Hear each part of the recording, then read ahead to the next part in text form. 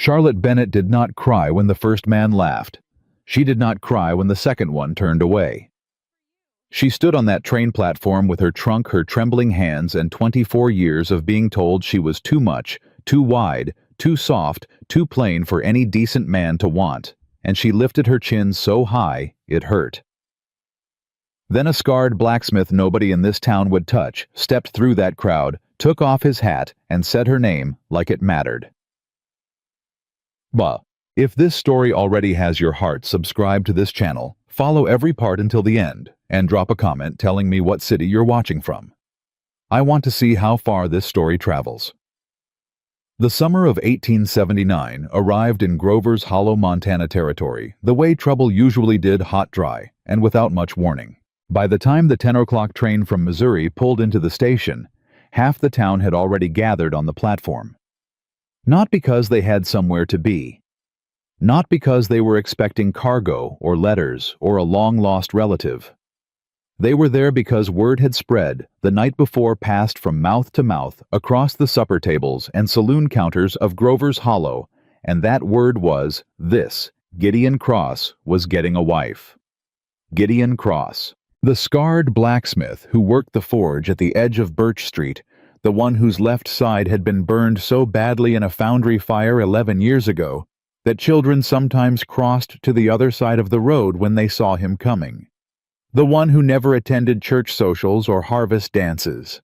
The one who had not been invited to a single wedding, not a single birthday supper, not one community gathering in all the years he had lived in Grover's Hollow, because folks had decided a long time ago that a man who looked the way Gideon Cross looked was not the kind of man you wanted standing next to your family in polite company. And now that man had written away for a bride. A mail-order bride. From Missouri. Sheriff Dale Pruitt leaned against the station post with his thumbs hooked in his belt and shook his head slow. "A woman he's never laid eyes on," he said to the man beside him. "Coming all the way from Missouri to marry a man who looks like he lost a fight with a furnace." The man beside him, a feed merchant named Roy Tillis, spat tobacco juice into the dirt and laughed through his nose. "Reckon she don't know what she signed up for." "Reckon she's about to find out." The laughter moved through the crowd like a wave, easy and careless, the way people laugh when the joke belongs to someone who isn't there yet. Gideon Cross was already on the platform. He stood apart from all of them, the way he always stood. Not because he was trying to make a point, but because there was never any space made for him in any crowd. He had his good shirt on, the dark blue one he kept folded in the cedar chest, and only took out for occasions that deserved it. His boots were cleaned.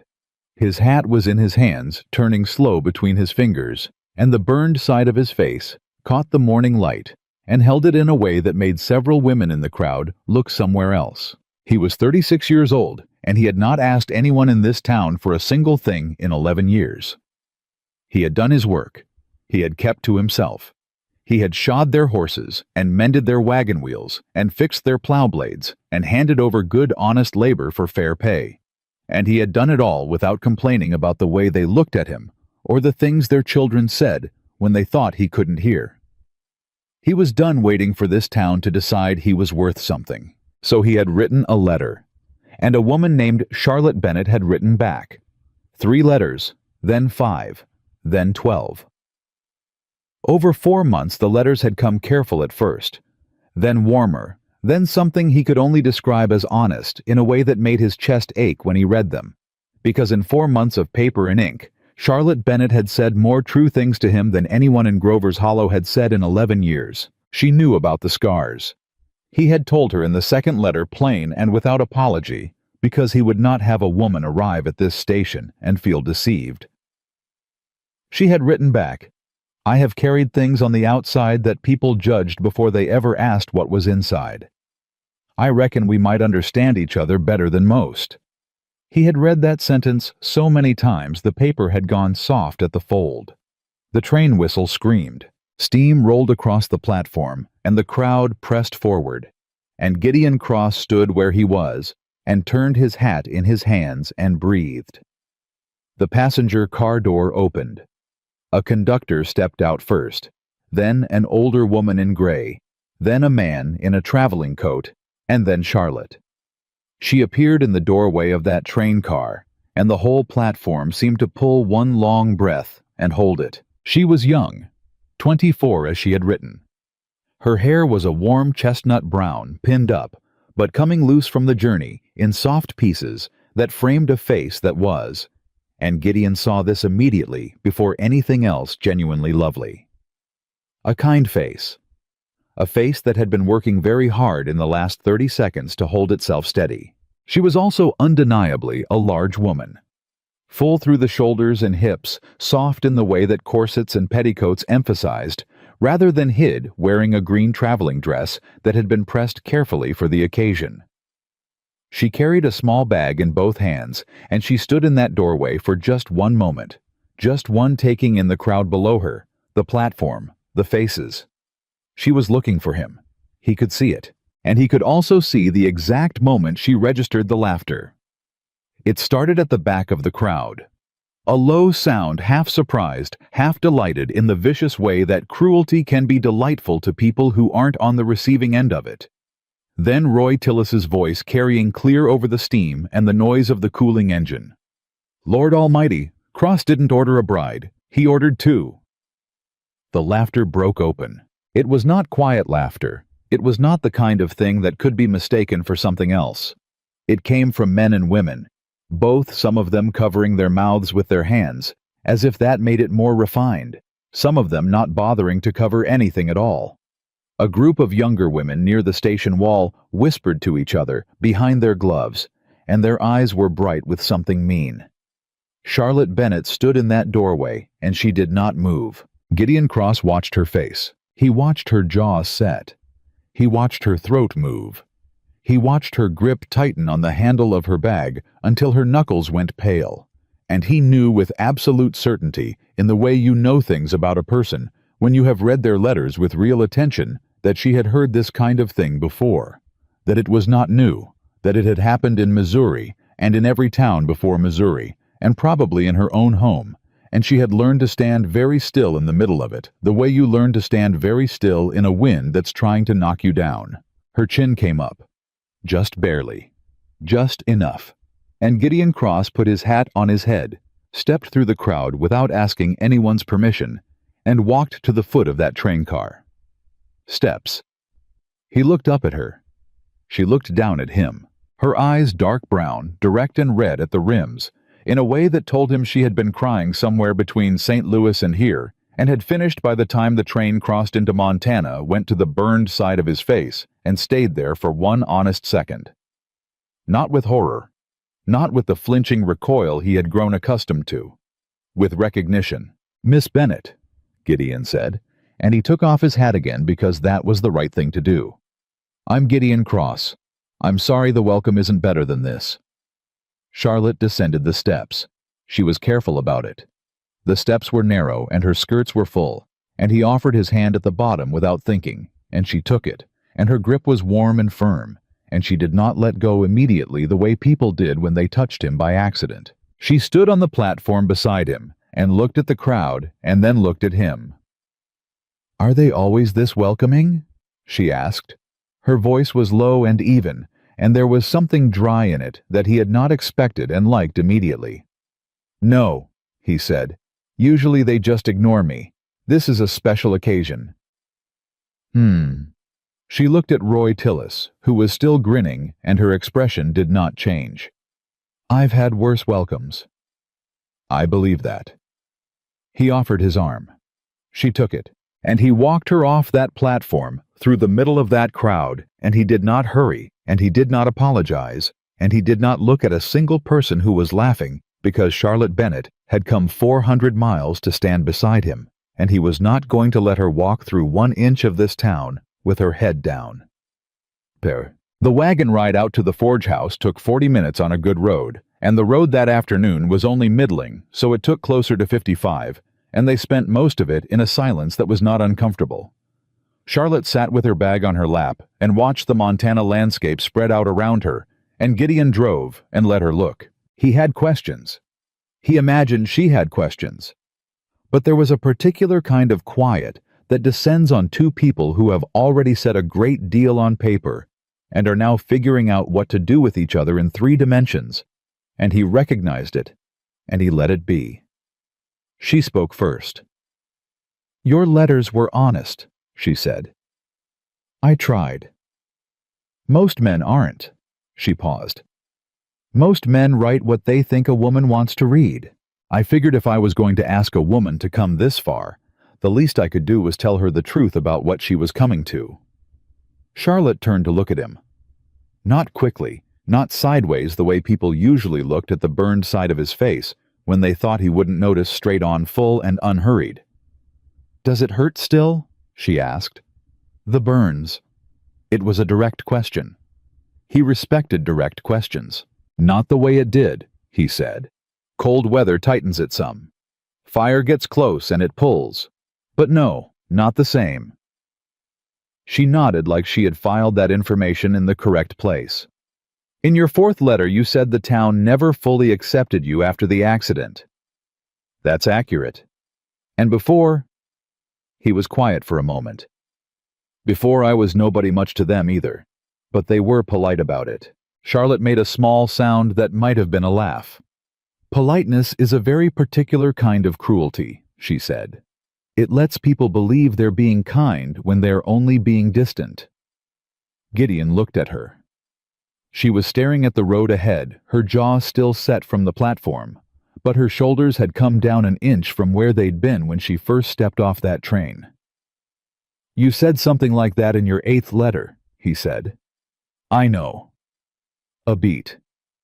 "I meant it then, too." Dam-to-mom. The Forge House was not what Charlotte had been picturing, which she realized meant she had been picturing something, which meant she had been hoping, and she hadn't let herself know that until the wagon came up the rise and the property opened before her, and she felt her breath change. It was not a grand house. It was a working property, the forge itself standing separate from the main house. Both structures solid and well built, the kind of building put up by someone who cared whether it would still be standing in 20 years. There was a kitchen garden that had gone slightly wild on the eastern side, a henhouse, a barn, a pump in the yard. It was real. That was what she felt. It was a real place that a real person had built and maintained, and it was not beautiful the way pictures in magazines were beautiful, but it was substantial, and substantial was something she had never had. Gideon set the brake and climbed down and came around to help her, and she accepted the help without making anything of it. "It's not much," he said. "It's more than I had," Charlotte said. "Don't apologize for it." He looked at her like she'd surprised him. She didn't explain. She picked up her bag and walked toward the house and heard him follow. He showed her the bedroom he had prepared for her, his own room freshly cleaned, the quilt turned down, and she thanked him without making it awkward, and he showed her where he had moved himself to the small room off the back that he'd been using for storage, and had cleared out and set up a cot. "You didn't have to do that," she said. "We're not married yet," he said. "You don't know me yet. I'd like you to have your own space until you do." Charlotte looked at him for a long moment, and something moved across her face that he couldn't quite name. "Most men would not think to say that," she said. "I'm not interested in being most men." She almost smiled. It was not quite there yet, still held back behind everything the platform had dropped on her, but it was close, and he counted it. They married 3 days later at the small church on Maple Street in the presence of Pastor Edwin Cole and 2 witnesses. Hattie Drummond, the pastor's housekeeper who had known Gideon since before the accident, and remained one of the few people in town who treated him like a person, and a man named Lucas Webb, Gideon's only real friend, who ran a small cattle operation 4 miles north and had the good sense and the good heart to shake Charlotte's hand at the door and say, "Miss Bennett, it is a genuine pleasure. He's told me a great deal about you." Charlotte had looked at Gideon. Gideon had looked at his hat. "Only the good parts," Lucas added. The ceremony itself was brief and plain. No flowers because it was August and the good wildflowers were already going. No music, no decorations. The pastor read the words and they said what needed to be said, and Gideon Cross put a plain gold band on Charlotte's finger, and she put one on his, and that was that. She became Charlotte Cross in a room with 4 other people, while half the town, very deliberately, did not attend. She had known that was coming. He had warned her in a letter that the invitation list would be small, that people here were not, how had he phrased it, inclined toward celebrating things that involve me. She had written back that a small wedding was better than a false one. Standing in that church, with the afternoon light coming through the plain glass windows, she held to that. The first real trouble came on a Thursday, 8 days after the wedding. Charlotte had gone into town alone for the first time to pick up the order Gideon had placed at the dry goods store: flour, salt, coffee, lamp oil, and she had told him she could manage it, and he had looked at her with an expression that said he knew exactly what kind of reception she might receive and was trying to decide whether to argue. She had given him a look that said, "Don't." He had handed her the wagon keys. The dry goods store was run by a man named Herbert Payne, who was courteous enough in the transactional sense, measured out the flour wrapped. The salt did not say anything outright, but there were 2 women in the store when Charlotte arrived, and those women were not courteous in any sense. They were the type of women who had grown up in a town like this, and had married the right men, and lived inside the armor of other people's approval for so long that they had mistaken it for character. The taller one, whose name Charlotte would later learn was Margaret Hollis, looked at her from across a display of ribbon and said in a voice calibrated to carry just far enough, "I heard the Cross woman came in from Missouri. Can't imagine any woman choosing that, much less a woman who could have been chosen herself." The second one made a sound of commiseration. Charlotte was standing 4 feet away. She set the lamp oil on the counter and turned around. "Ma'am," she said. Her voice was perfectly level. "I did choose this. I chose this town, and I chose that man, and I walked into that church with my eyes open. And I find I'd rather spend my days with a man who has scars on the outside than with people who carry them on the inside and have never once been asked to account for them." Margaret Hollis's mouth opened. Nothing came out. Nothing. Herbert Payne put Charlotte's parcels in a crate and did not meet her eyes, but she thought she caught the very edge of a smile at the corner of his mouth. Charlotte Payne lifted the crate and walked out. She got 2 steps past the door before her hands started shaking. She stood in the street with the crate held against her body and breathed through it one long breath, then another. And she thought about the platform, about Roy Tillis's voice, about every room she had ever walked into in her life, and the way the air always seemed to change. And she thought about Gideon Cross, turning that hat in his hands and still showing up. She loaded the crate into the wagon and drove home. She didn't tell him about it that evening. She told him the next morning over coffee because she had decided overnight that she was not going to keep things from him, just to protect him from being angry on her behalf, and because she had a feeling he would want to know, and because she had already learned that Gideon Cross was not a man who needed to be managed. He listened without interrupting. When she finished, he set his coffee cup down. "Are you all right?" he asked. "I'm fine." "That wasn't what I asked." Charlotte looked at him across the table. "No," she said more honestly. "It wasn't fine. It felt the way it always feels. Like I'm walking into every room already having lost a beat. But I didn't walk out. That's different from before." Gideon was quiet for a moment. Then, "What you said to her, about scars on the outside." "Yes." "You mean that—" "Every word." He picked up his coffee cup again, and he looked out the window at the yard, and she could see something working through him, something that did not often have occasion to move because it had been kept very still for a very long time. "I've never had anyone," he started and stopped. "I know," Charlotte said quietly. He looked at her. "I know," she said again. "Neither have I." The weeks that followed were not easy, and they were not a fairy story, but they were in ways that Charlotte had not let herself expect real. She learned the rhythms of the forge house. She took over the kitchen garden and brought it back from its wild state with methodical attention, because she found that working with her hands in soil was something her mind could rest in. She reorganized the house accounts, which Gideon had been keeping in a method that technically worked, but was the financial equivalent of a pile of kindling waiting for a spark. You have 3 outstanding invoices from the Harker Ranch that are 60 days overdue, she said one evening, laying the ledger open on the kitchen table. Gideon looked up from the horseshoe he was examining. Harker's had a hard season. I understand that, but you have a hard season every season, and you still pay your bills. She put her finger on the entry. This is your livelihood. You're allowed to ask to be paid for it. He looked at the ledger, then at her. Folks here already. Folks here, Charlotte said, and her voice was steady, but there was iron in it. Have spent 11 years deciding what you deserve.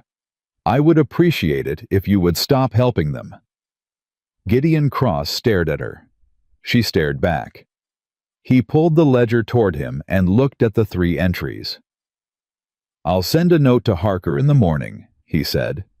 Thank you. She closed the ledger and went to make supper, and did not point out that she was right, because she didn't need to. It was Lucas Webb who told her about William Carter. He came by on a Friday afternoon while Gideon was at the forge, and Charlotte offered him coffee the way she had started offering coffee to the very short list of people who came to the house with decent intentions, and Lucas Webb sat at the kitchen table and wrapped his hands around his cup and said carefully, Has Gideon told you much about Carter? No, Charlotte said. Has he mentioned the eastern parcel, the land along Kessler Creek? He mentioned there was a boundary dispute some years back. He didn't go into detail. Lucas nodded slowly, turning his cup in a circle on the table. He was a big man, weathered in the way men who worked outdoors went, weathered with a beard starting to go gray, and eyes that were habitually measuring things. William Carter owns the biggest ranch in this valley, he said.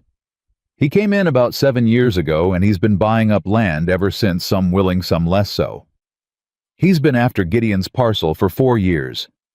Gideon's property sits right between Carter's North Range and Kessler Creek, which is the only reliable water source for the east side of the valley. Carter needs it. Charlotte kept her expression neutral. And Gideon's refused to sell. Every time. Lucas paused. Carter's tried a few things over the years to make the property less appealing. A fence line that moved. A section of road that got blocked. Small things hard to prove. He looked at his coffee. Gideon's managed because he's stubborn and because he doesn't need much to get by. But Carter's a patient man. Another pause longer this time.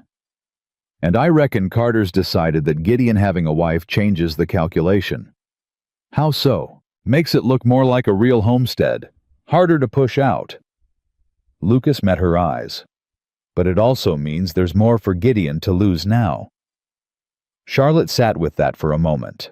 Outside, she could hear the rhythmic ring of the hammer on iron, steady and unhurried, the sound that had been the background music of her mornings and afternoons for 3 weeks now, and that she had begun without noticing exactly when to find reassuring. What does Carter look like? She asked. Lucas looked surprised by the question. What? I'd like to know what he looks like, in case I see him in town. About 50, Lucas said, recovering. Well-dressed, silver hair. Always got 2 men with him, brothers named Wick Clyde and Pete. Clyde's the taller one. He paused. He's the kind of man who smiles when he's telling you something you won't like. Wears it like a coat. Charlotte nodded. She stood up and refilled Lucas's coffee and asked him 3 more questions about Carter's property lines and the history of the boundary dispute, and Lucas answered them all with the slightly dazed look of a man who had come to deliver a warning and had somehow ended up being interviewed. When he left, Charlotte took the ledger back out and found the page where Gideon kept notes on the Kessler Creek parcel.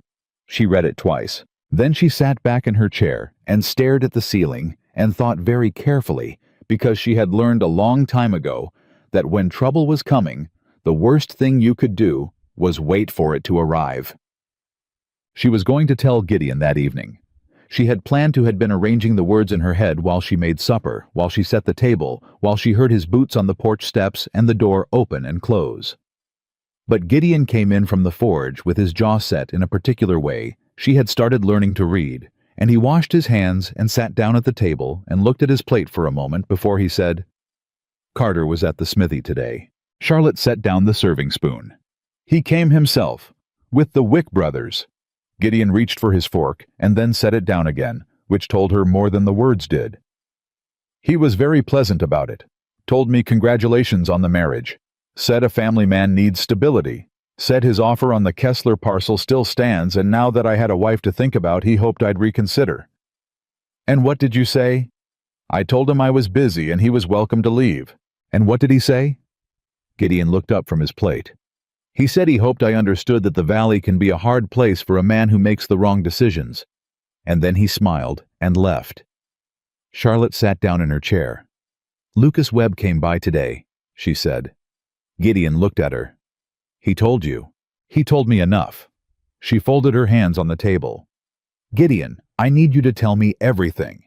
The boundary dispute, the fence line, all of it. Not the short version you think I can handle. All of it."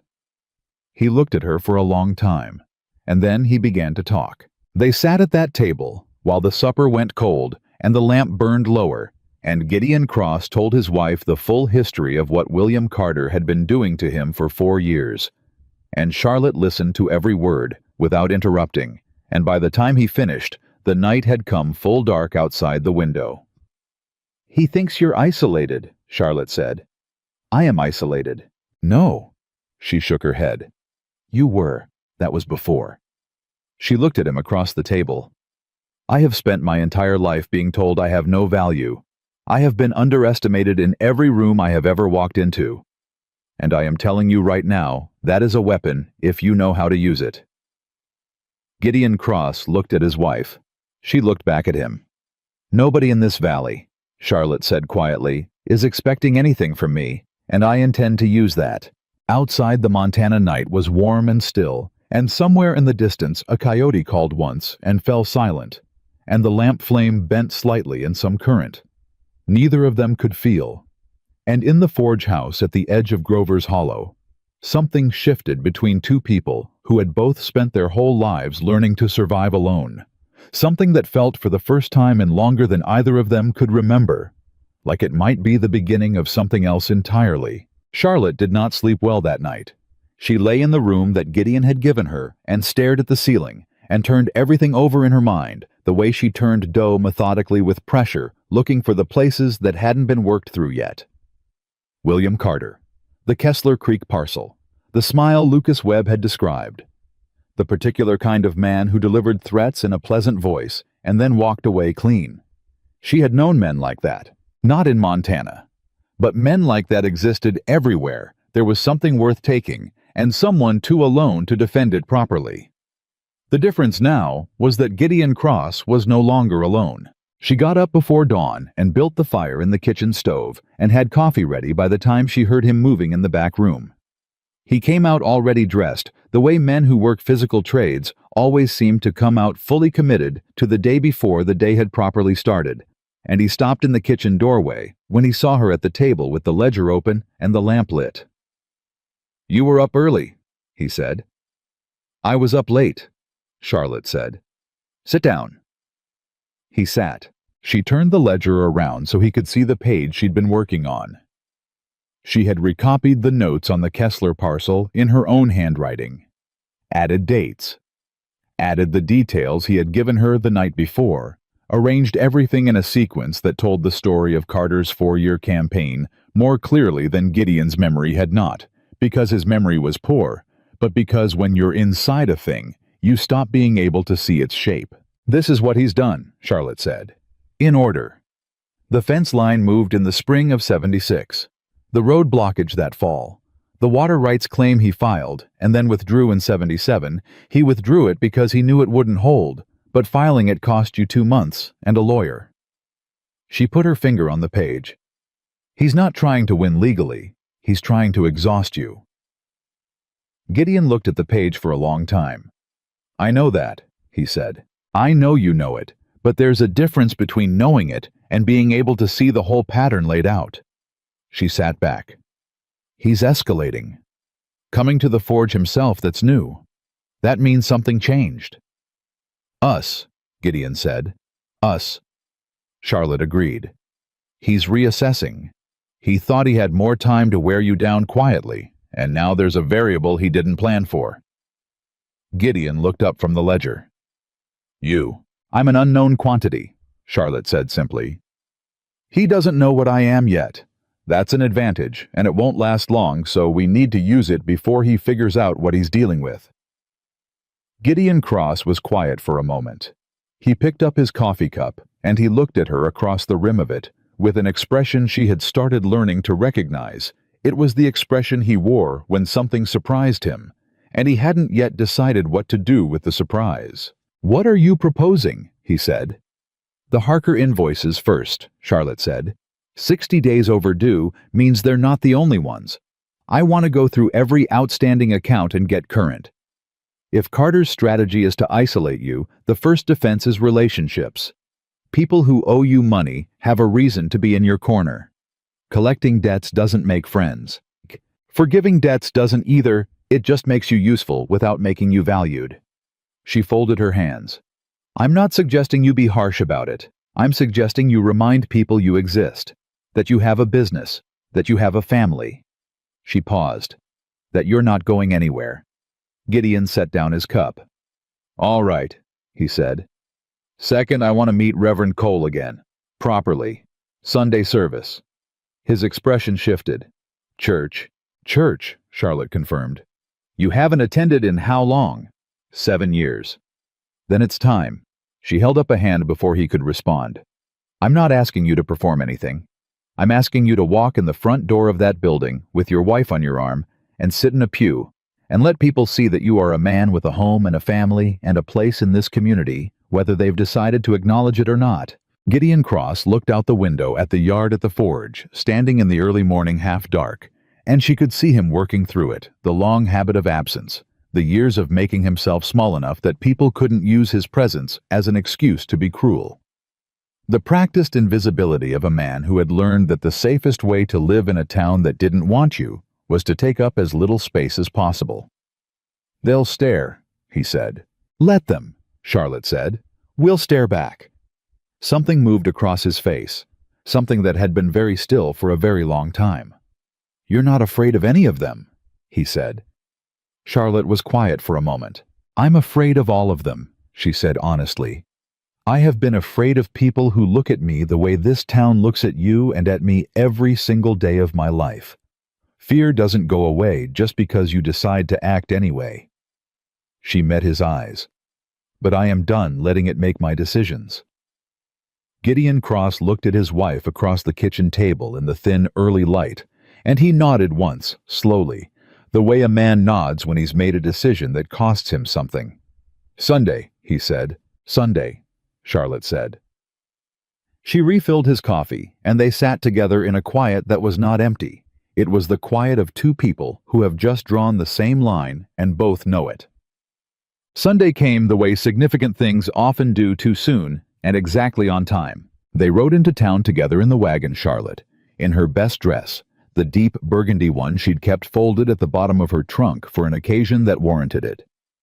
Gideon had put on his good clothes again, the dark blue shirt and the clean vest, and he had shaved carefully that morning, which she had heard through the thin wall between the back room and the hallway, the scrape and careful stillness of a man who was preparing himself for something. She had not commented on it. Some preparations are private. The churchyard was full when they arrived, the way it always was on a Sunday morning in a small town. Families gathered in clusters, children running at the edges, the men standing apart from the women in that Western way, hats in hand, talking about weather and cattle, and whatever piece of news had circulated that week. When Gideon Cross climbed down from the wagon and came around to help Charlotte down the conversations in the nearest cluster, stopped. Then the ones beyond that. It moved outward like a stone dropped in still water, the quiet spreading from the wagon in a ring, until there was a very particular silence over that churchyard, the kind of silence that is not actually silent at all, but is made of 100 small sounds, the shift of feet, the clearing of throats, the intake of breath. Charlotte took Gideon's arm. She felt his forearm go rigid under her hand for just 1 second, one moment of pure reflex, the body remembering old pain, and then it steadied. She squeezed once. He covered her hand with his. They walked through that churchyard, side by side, and they did not look at the ground, and they did not hurry, and they did not look at the people staring. They looked straight ahead at the church door, at the pastor who had just appeared in it, and Charlotte kept her chin level and her step even, and felt with every footfall the strange and specific courage of having someone beside you. Pastor Cole shook Gideon's hand first. Then he turned to Charlotte and said, "Mrs. Cross, welcome. I'm very glad you've come." He meant it, she could tell. There were people who said welcome, and people who meant it, and the difference was not difficult to learn if you'd spent enough time being told the opposite. "Thank you, Reverend," she said. "It's good to be here." They went inside. They sat in the third pew on the left side because Charlotte had noticed on the way in that the middle pews filled first and the edges last, and she wanted neither to hide in the back nor to force a confrontation by sitting in the front, and the third pew was exactly far enough from both. Margaret Hollis sat 4 pews back. Charlotte did not look at her. She could feel the woman's gaze like a splinter between her shoulder blades the entire service, but she kept her eyes forward and her expression composed, and when the congregation stood to sing the opening hymn, she stood, and she sang because she knew the words, and because singing out loud in a room full of people who expected you to be ashamed of your presence was a particular kind of declaration. Gideon stood beside her and did not sing because she suspected he had forgotten the words from 7 years of absence. But he stood straight, and he held the hymnal open, and he was there, present and visible, and entirely real, and that was enough. It was more than enough. After the service in the yard, Hattie Drummond appeared at Charlotte's elbow as if she had materialized from the general direction of righteousness. "Mrs. Cross?" Hattie said, and her voice was warm as fresh bread. "I have been hoping you'd come. I've been telling people about you." Charlotte looked at her with a careful kind of gratitude. "Only the true parts, I hope. The true parts are the interesting ones." Hattie tucked her hand through Charlotte's arm, with the easy familiarity of a woman who had decided to be friends and saw no reason to waste time about it. "Come. There are a few people here who are better than they've shown and just need someone to make the first move." She steered Charlotte away before Charlotte could formulate a response, and Charlotte looked back once over her shoulder to find Gideon watching her go with an expression that was equal parts amusement and relief, and she thought that was probably the first time those two things had appeared on his face at the same time in a very long while. The first person Hattie introduced her to was a woman named Bess Connolly, who ran the town's only boarding house and whose husband had died 3 winters ago, and who had Hattie murmured in transit, "A tongue like a whip when she's afraid, but a heart like a river when she's not." Bess Connolly looked at Charlotte with sharp blue eyes and said right away without preamble, "You're the one who put Margaret Hollis in her place at the dry goods store." "I said what seemed accurate," Charlotte said. Bess Connolly laughed. It was a startling laugh, full and sudden, the kind that clearly surprised even its owner. "Lord," she said, "where did Gideon Cross find you?" "Missouri," Charlotte said. "Missouri." Bess shook her head. "I always said that state sends us better than it gets credit for." She studied Charlotte for a moment with those direct blue eyes. "You planning to stay?" "I am." "Good." Bess glanced over toward where Gideon was standing with Lucas Webb and Pastor Cole, the smallest and most unlikely cluster in the churchyard. That man has been alone too long. It makes people assume things about him that aren't true. "What do people assume?" Charlotte asked because she wanted to hear it from someone who was going to tell her honestly. Bess considered. "That he's cold, that he's bitter, that the fire that burned him burned away whatever was decent in him too." She paused. "None of that is true, and anybody who's dealt with him fairly knows it, but people in a small town can decide a thing about a person and hold to it past all evidence to the contrary. It's easier than reconsidering." She looked back at Charlotte. "You being here that changes the story." People will have to put you in it now, and you don't fit the story they've been telling." "No," Charlotte said. "I don't suppose I do."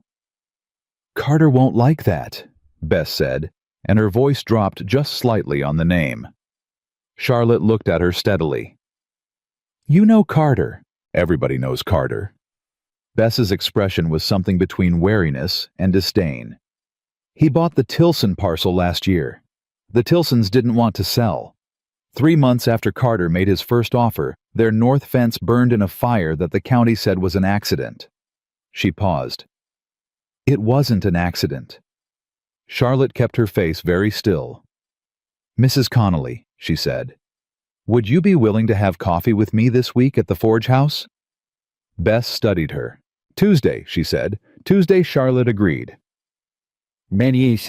They drove home that afternoon in a different silence than the ones they'd had before. This one was warmer and had more shape to it, like the silence after a piece of work has been done and the tools put away. "Hattie Drummond likes you," Gideon said. "I like her. She doesn't like most people. I'm aware that's meant to be a compliment." Charlotte looked out at the passing landscape. "Bess Connolly told me about the Tilson fire." She felt him go still beside her. "Bess told you that?" "She did. She also told me it wasn't an accident." Charlotte turned to look at him. "Gideon, has Carter ever threatened you directly, beyond the pleasant voice and the implications?" Gideon's jaw moved. "Not in words I could take to Sheriff Pruitt." "What about actions?" A long pause. The wagon wheel hit a rut, and they both absorbed it and settled. "2 winters ago," Gideon said, "someone cut the brake line on my wagon. I found it before I used it. I couldn't prove anything." Another pause. "Last spring, one of my horses got out. The gate latch had been cut clean through. I found her 3 miles north on Carter's property line." He paused again.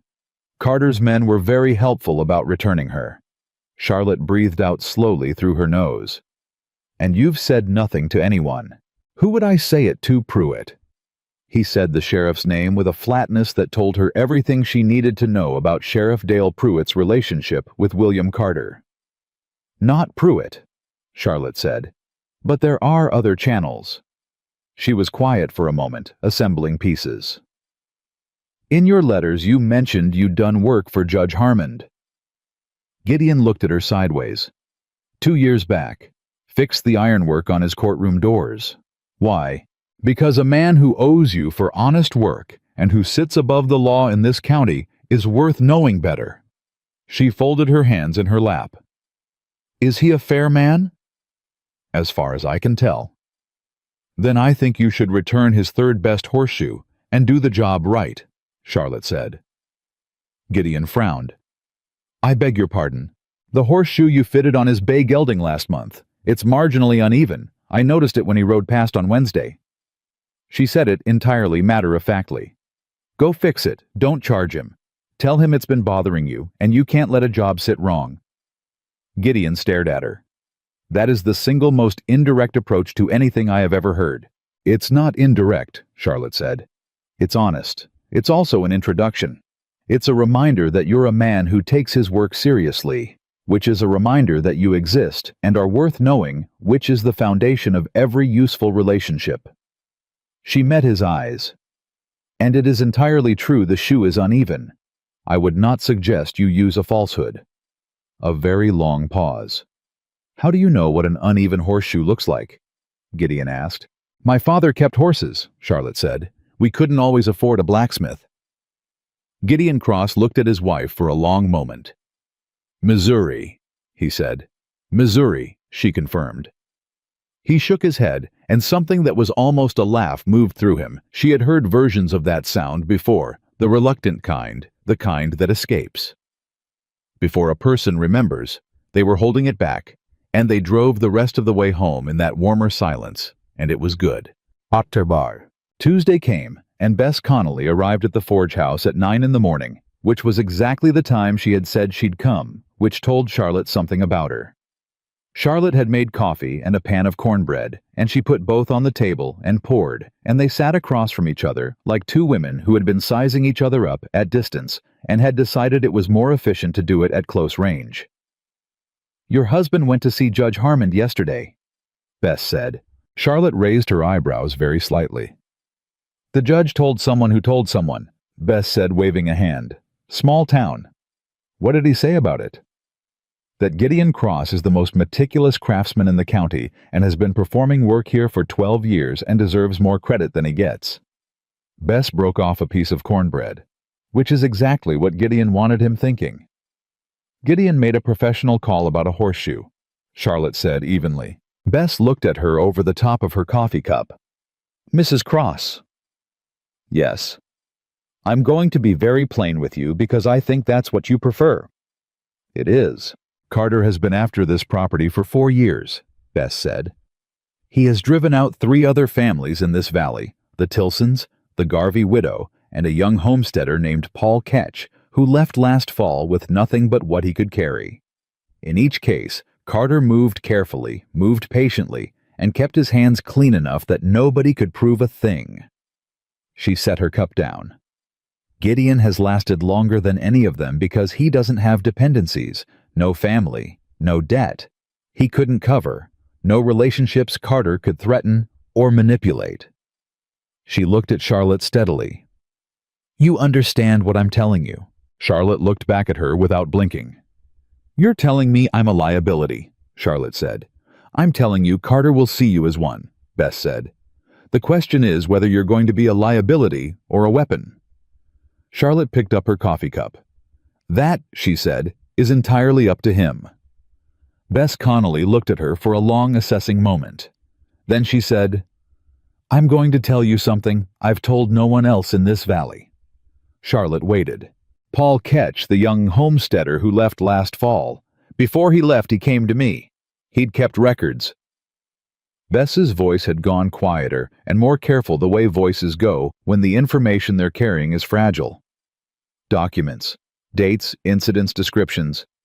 He was too frightened to use them himself, but he didn't want to take them with him either. He said they were no good to him, but they might be good to someone who stayed. A pause. He left them with me.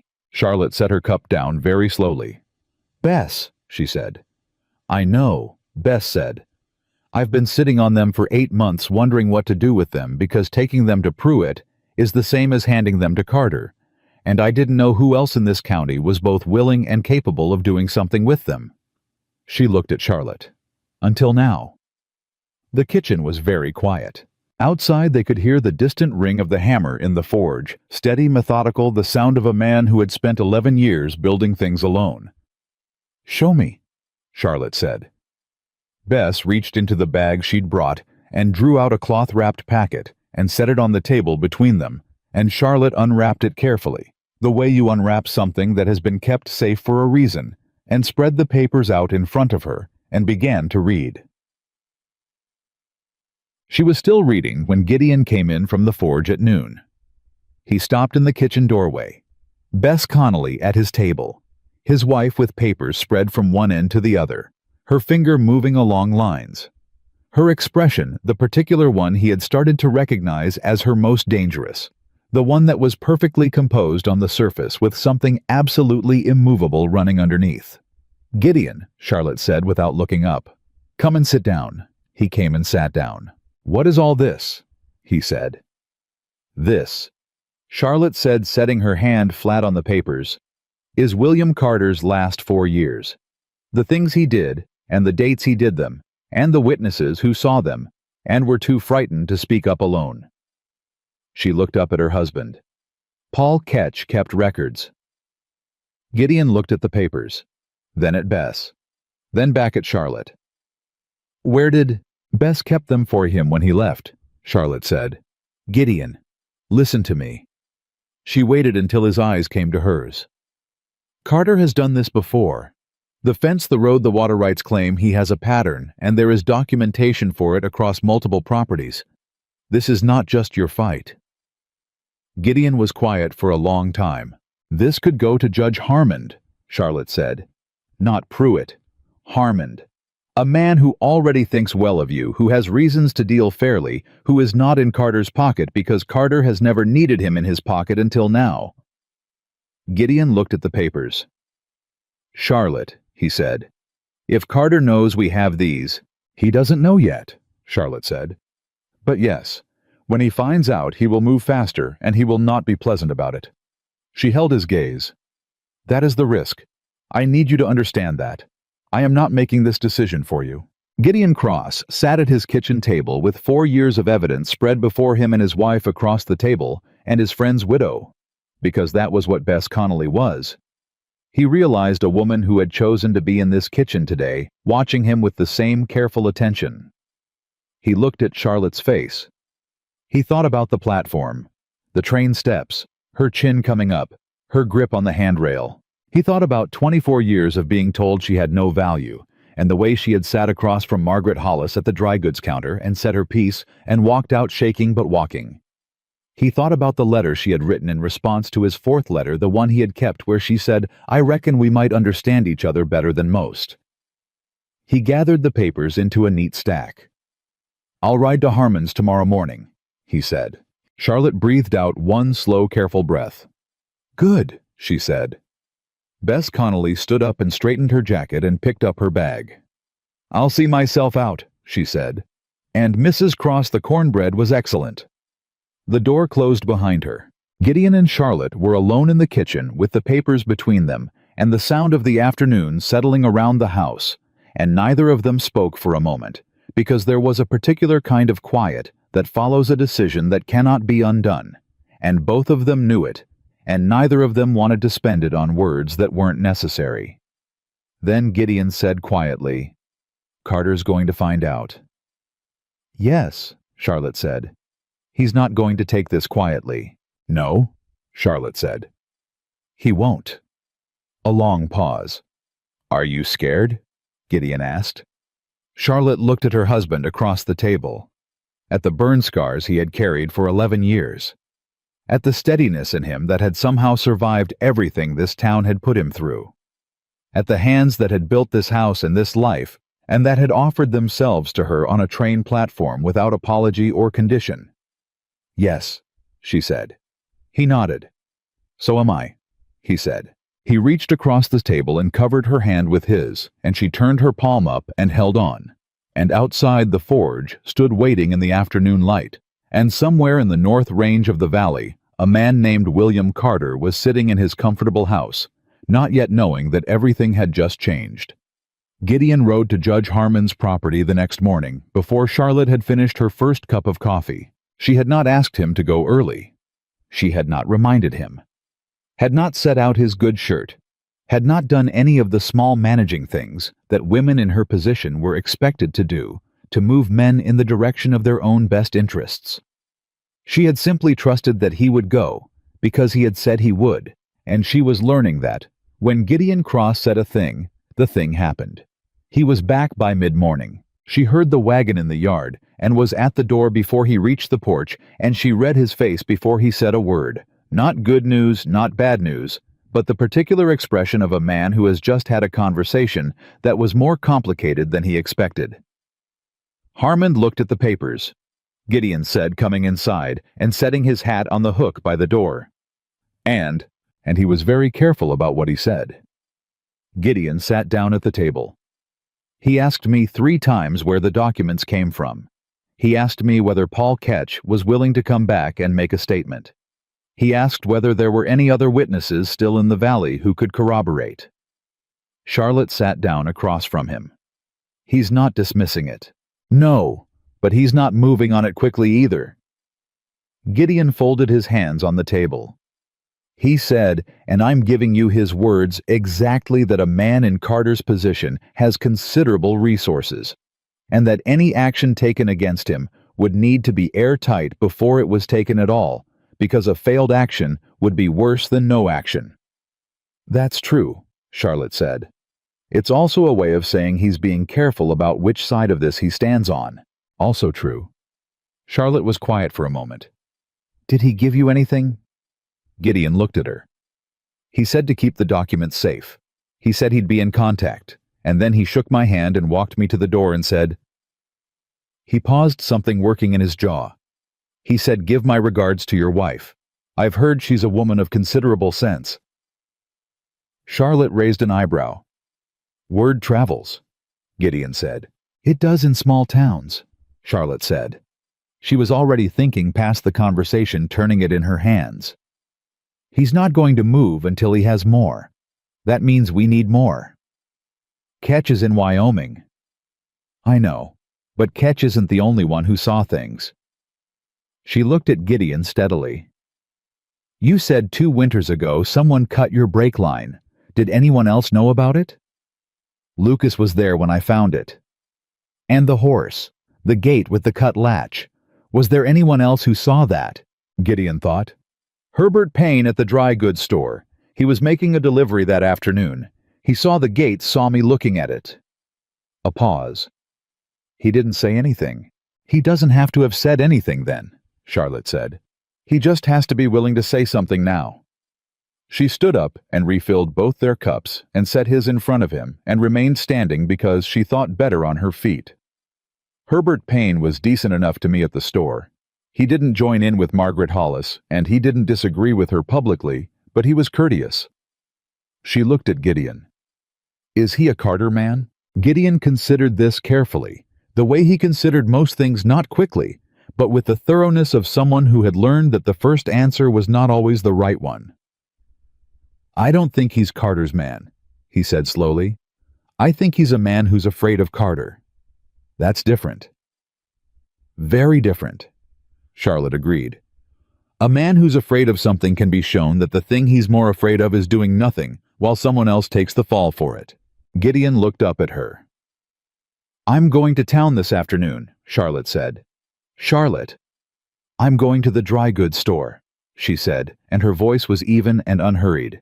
I need salt and I need thread, both of which are true. She picked up her cup. And I'm going to have a conversation with Herbert Payne. Gideon Cross looked at his wife for a long moment. You're going to have a conversation about thread, he said. And salt, Charlotte said. And whatever else comes up naturally.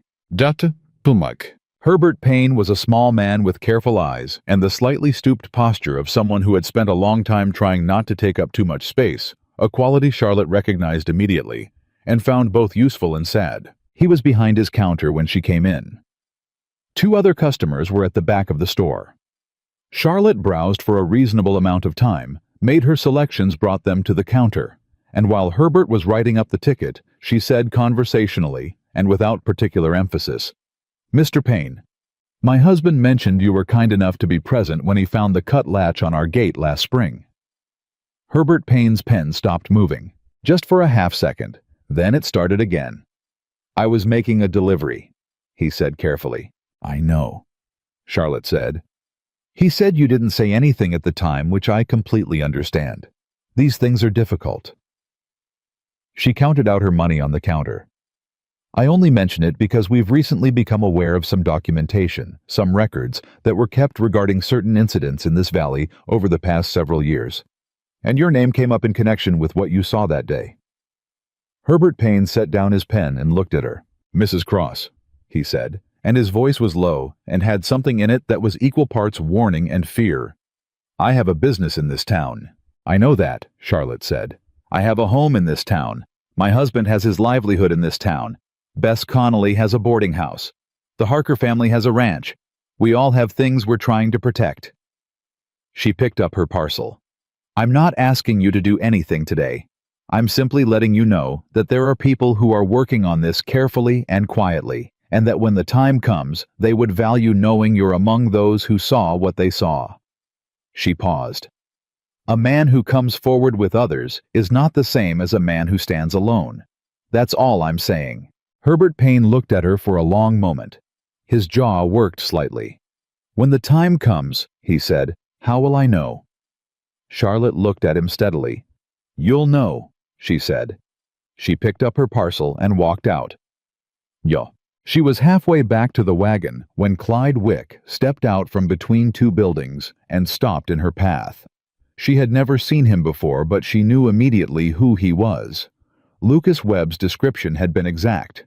Tall, the taller one, a face that was watching her the way an animal watches something it's trying to determine whether to eat. Charlotte stopped walking. She did not step back. Mrs. Cross, Clyde Wick said. He had the particular soft voice of a man who had learned that quiet could be more threatening than loud. "Nice afternoon." "It is," Charlotte said. "You seem to be making a lot of friends in town lately." "People have been very welcoming," Charlotte said, and her voice did not shake, which was something she would be grateful for later, because her hands would have told a different story. Clyde Wick took one slow step to the side, not toward her, not away, just repositioning the way men do when they want you to be aware that they're larger than you.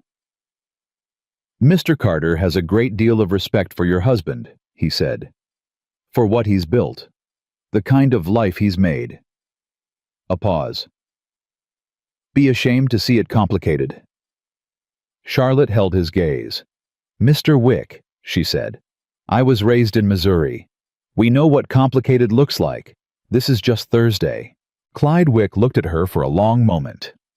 Something shifted in his face, not quite anger, not quite surprise. Something in between. "You have a good afternoon, ma'am," he said. He stepped aside. Charlotte walked to the wagon, climbed up, picked up the reins, and did not allow her hands to shake until she was a full quarter-mile out of town. Then she pulled the horse to a stop and sat in the wagon with her eyes closed and breathed until her heartbeat came down to something manageable, and she thought he was watching. Carter is already watching. He knows we went to Harmond. He knows something has changed. She picked up the reins and drove home. She told Gideon about Clyde Wick the moment she walked in the door, because she had decided on the drive home that there would be no calculated silences between them, no protecting him from things he needed to know, no version of the truth that she had trimmed to be easier to hold. Gideon listened with the stillness he brought to serious things, and when she finished he was quiet for a moment, and then he said, "He touched you." "No," Charlotte said. "He didn't need to. That wasn't the point." What was the point? The point was that Carter knows we went to Harmond, or suspects it. He was testing whether I'd be rattled. She sat down. "I wasn't." "But Gideon, he moved fast. We went to Harmond yesterday morning. By this afternoon Carter had a man watching the town." She paused. "He's not patient anymore." Gideon's expression had gone somewhere careful and still and cold in the way of deep water rather than ice. "I need to talk to Lucas," he said. "Tonight," Charlotte said. "Send word tonight." Lucas Webb arrived 2 hours later on horseback and came in the back way through the pasture, which told Charlotte he had already been thinking about being watched. He sat at the kitchen table with his hat in his hands, and his expression was serious in a way that had moved past worried into something more resolved. "Clyde Wick doesn't leave Carter's property without a reason," Lucas said. "That's not a coincidence."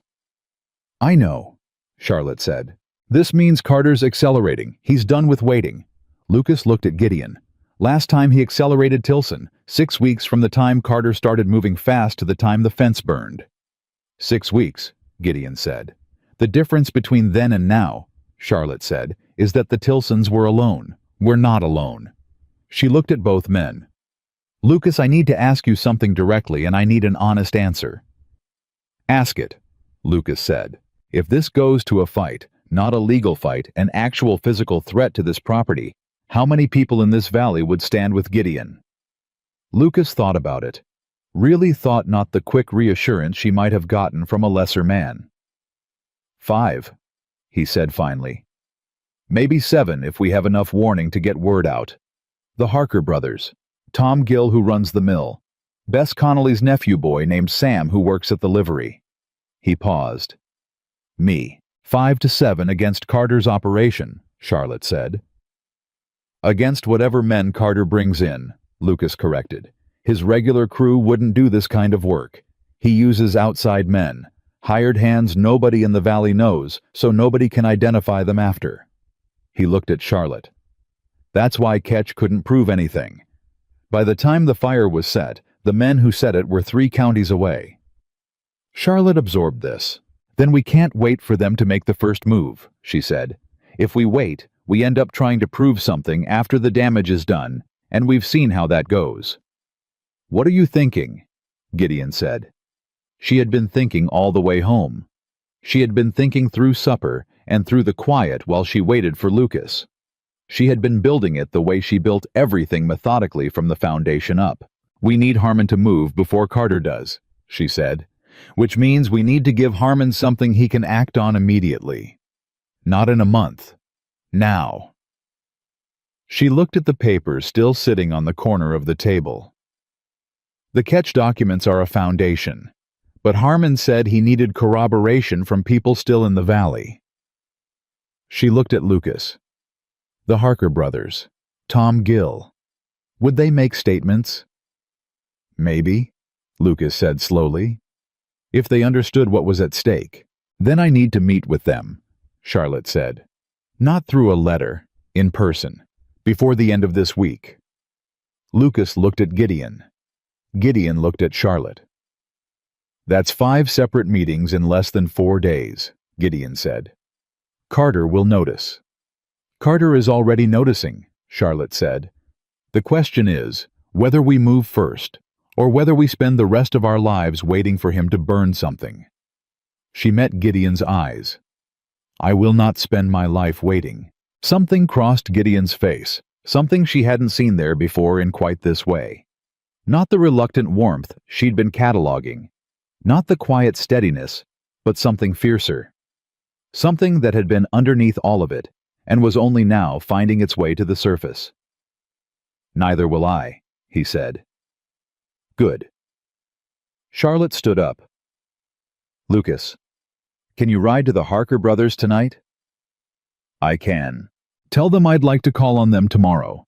Tell them it's about Carter and the valley, and that Gideon's wife has something worth hearing." She paused. "Tell them Bess Connolly is involved. That'll mean something to them." Lucas stood and settled his hat on his head.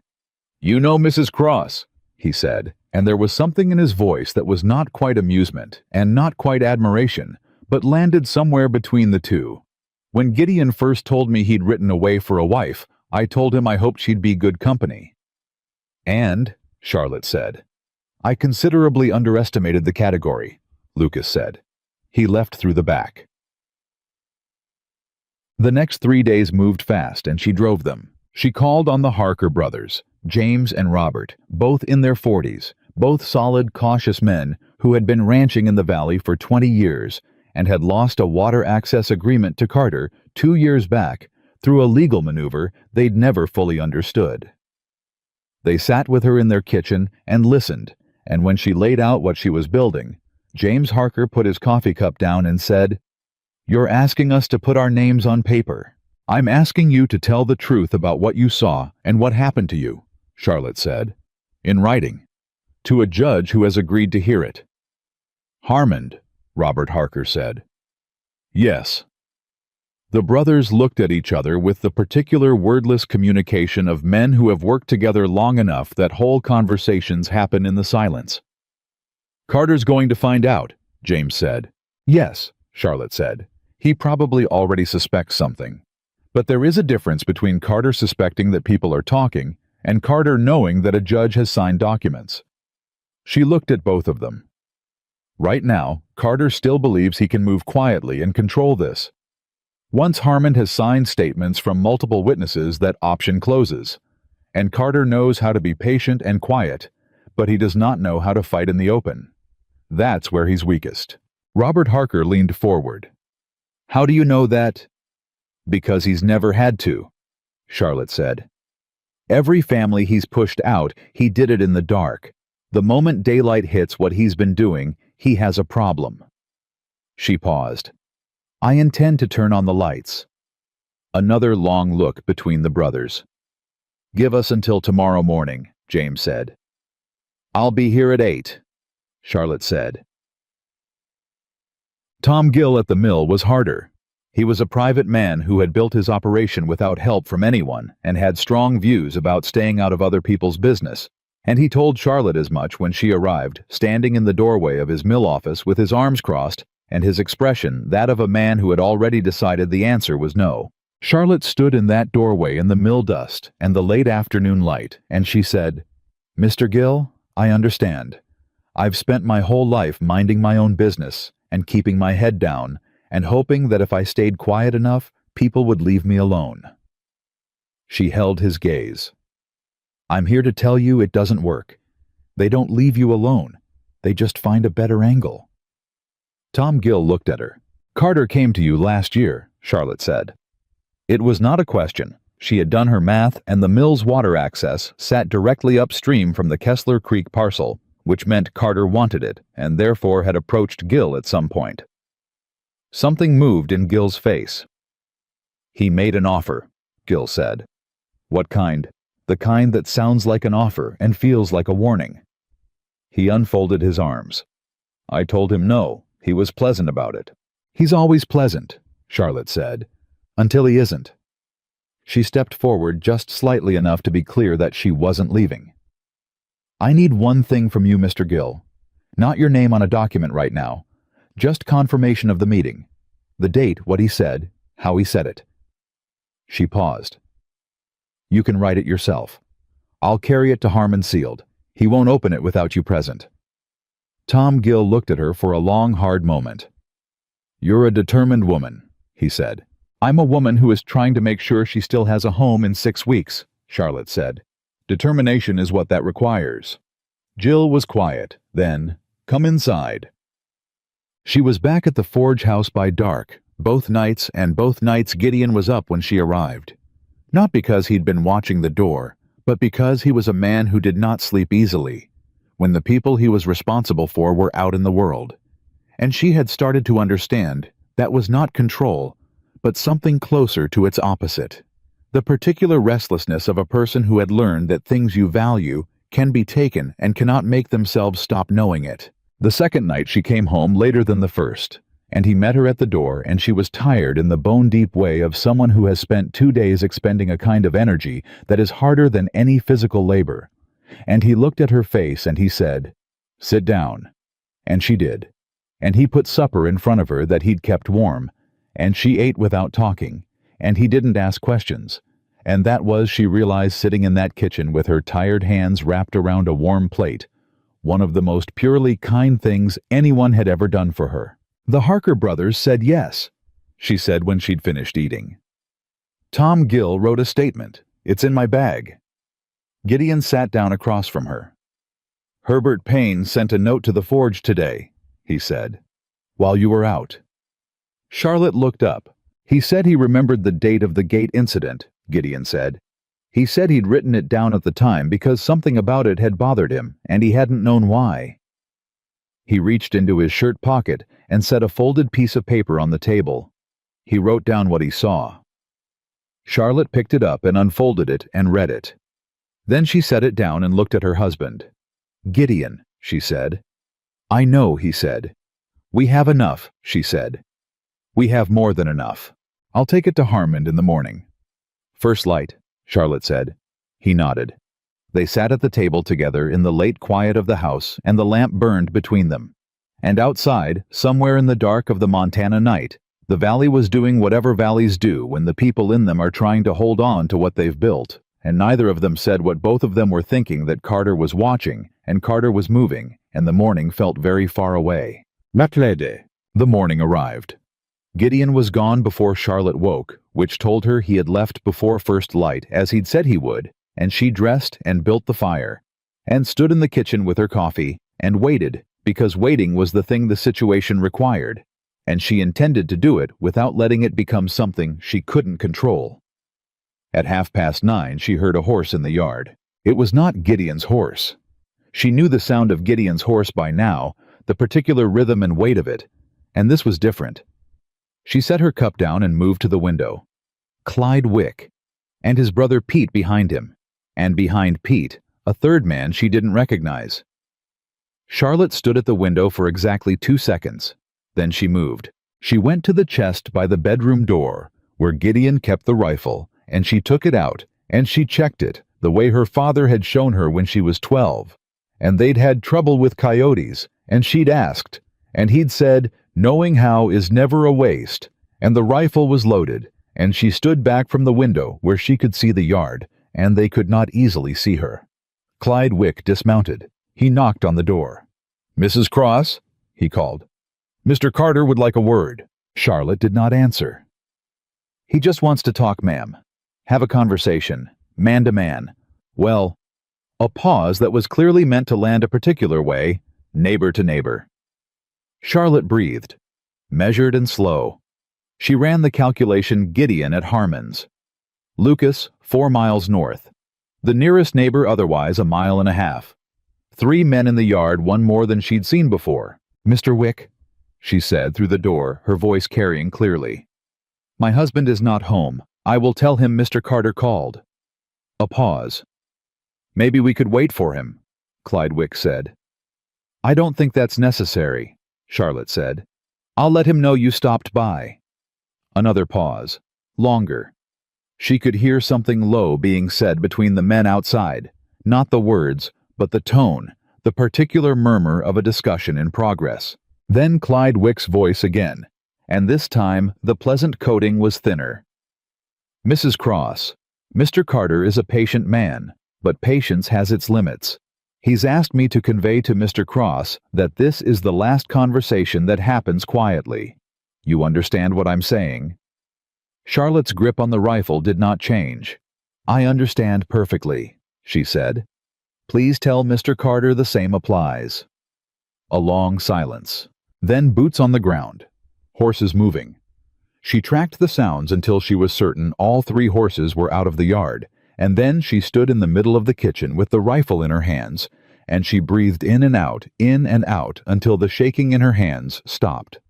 She went to the table and sat down and wrote a note to Lucas Webb, specific and clear, told him what had happened and when and who had been there, and she sent it with the stable hand who came at midday. Then she picked up the rifle and she put it on the table within reach. And she waited for her husband to come home. Gideon came through the door at 1:30. He saw the rifle on the table before he saw her face. His eyes went to Charlotte. She was sitting at the table, straight-backed, hands folded, expression composed in the way it was always composed when the most important thing was not to come apart. The Wick brothers, she said. This morning, 3 men. They waited in the yard. They wanted to talk. She told him everything word for word, the way she always told him things without editing for his feelings, or the potential of his anger, because she respected him too much to manage him. When she finished, Gideon Cross stood in the middle of the kitchen, with his hat still on, and his jaw set like iron, and he said in a voice that was very quiet and very flat, and nothing like his usual voice, "They came to this house while I was gone." "Yes." "While you were here alone." "Yes." He was still for a moment that stretched longer than felt safe. "Harmon has the documents," he said. "All of them. He read every page while I sat there. He asked me questions. He was thorough." His voice was still flat. "He said he would need 3 days to prepare, that he would send word, that we should be careful." 3 days, Charlotte said. 3 days. She looked at her husband. At the stillness in him that was not calm, but was the thing that lives on the other side of calm, the place you go when calm has been pushed past its limit, and something older and quieter takes its place. "Gideon," she said, "sit down." He looked at her. "Sit down," she said again, and her voice was firm and warm in equal measure. "You are not going to Carter's property. You are not going to do anything tonight that undoes 3 days of work and gives him exactly the excuse he needs." She held his eyes. "Sit down and talk to me." A long moment. He took off his hat. He sat down. She reached across the table and put her hand over his, and his fingers were cold from the ride and from whatever was running through him, and she held on. "He came to this house," Gideon said quietly to the table to her hand over his. "He did," Charlotte said. "And I was here. And I handled it. And we are both still here." She tightened her hand. 3 days, Gideon. Give Harmon 3 days." He looked up at her. "And if Carter doesn't wait 3 days," he said. Charlotte did not look away. "Then," she said, and her voice was steady as the forge iron he worked every morning of his life, "we stop waiting too." Outside, the summer evening was coming on fast, and the yard was quiet, and the rifle sat on the table between them, and somewhere to the north, a man named William Carter was deciding how much patience he had left. And in the forge house at the edge of Grover's Hollow, a blacksmith and his wife sat with their hands laced together in the lamplight and waited to find out. The answer came sooner than 3 days. It came that same night. At 2 in the morning, Charlotte woke to the smell of smoke. She was out of bed before she was fully conscious the way you move when something in you has already understood what your mind is still catching up to. And she crossed to the window and she saw it. The orange light at the edge of the yard, too bright and too wrong for anything but what it was. The barn was burning. "Gideon?" she called, already moving, already pulling her robe, already at the hallway door. "Gideon, the barn?" He was already up. She heard him in the back room, heard the door, heard his boots, hit the porch boards, and she followed him into the yard, and the heat hit her at 10 feet, the specific savage heat of something burning that shouldn't be burning, that is burning because someone made it burn. Gideon ran for the barn doors. "The horses," he said, and his voice had nothing left in it but the task. Gideon. He was already at the doors, hauling them open against the heat, and she ran for the pump without being told, because the bucket was there and the trough was full. And she knew with the cold clarity of a woman who was done being afraid of William Carter, that they were not going to lose this barn, and they were not going to lose those horses, and they were not going to lose this property. Not tonight, not ever. She pumped, and she carried, and she didn't stop.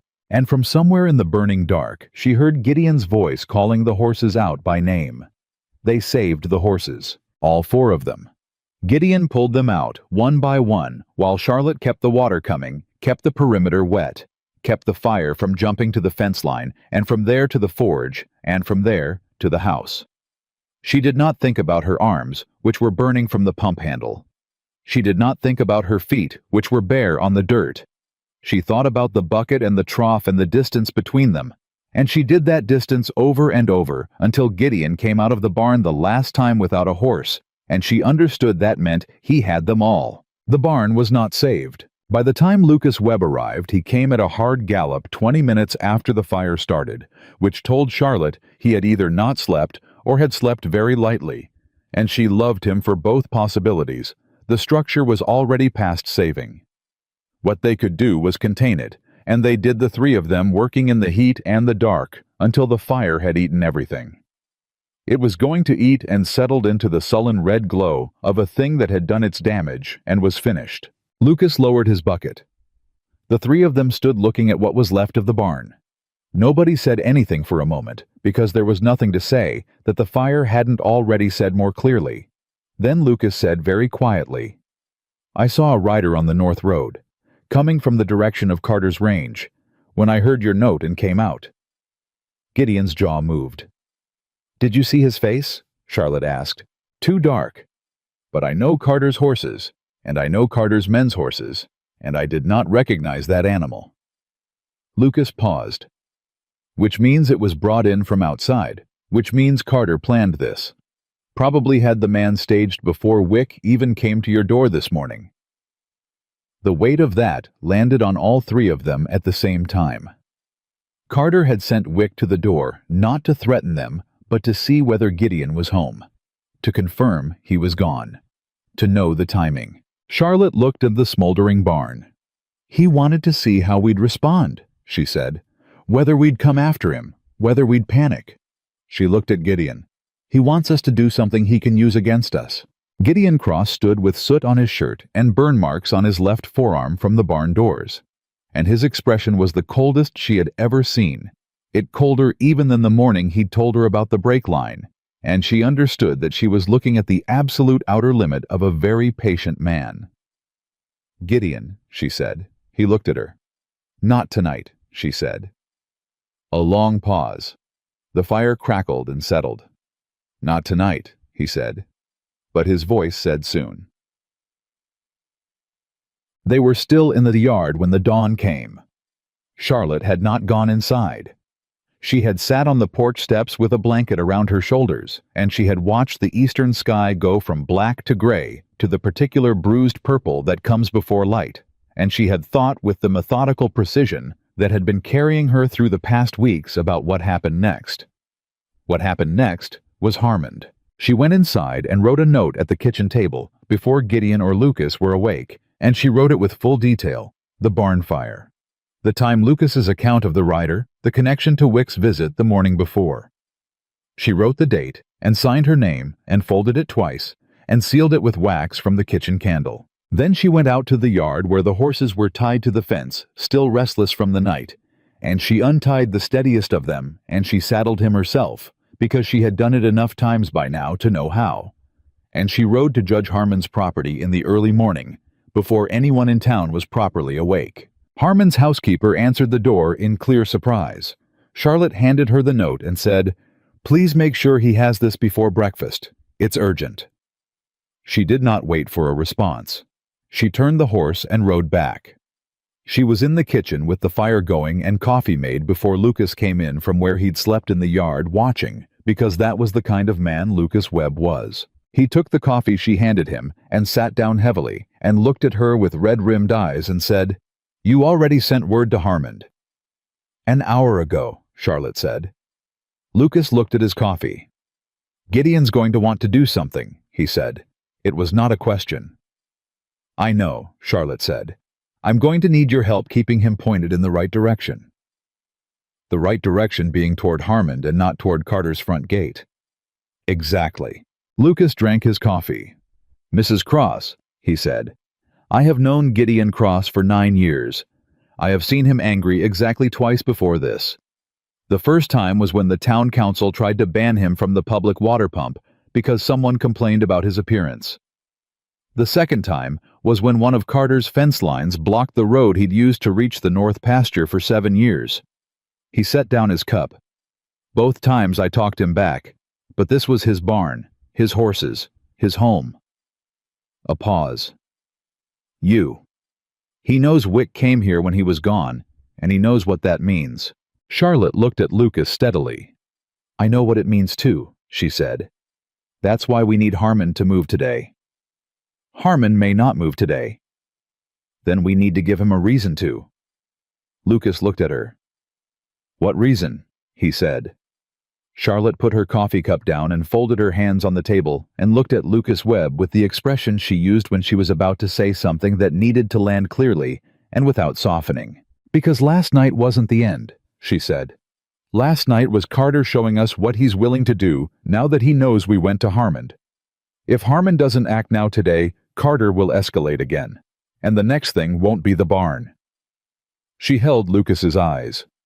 "Lucas, you know that. I know that. I need Harmond to know that." A silence. Lucas nodded slowly. "I'll ride with you," he said.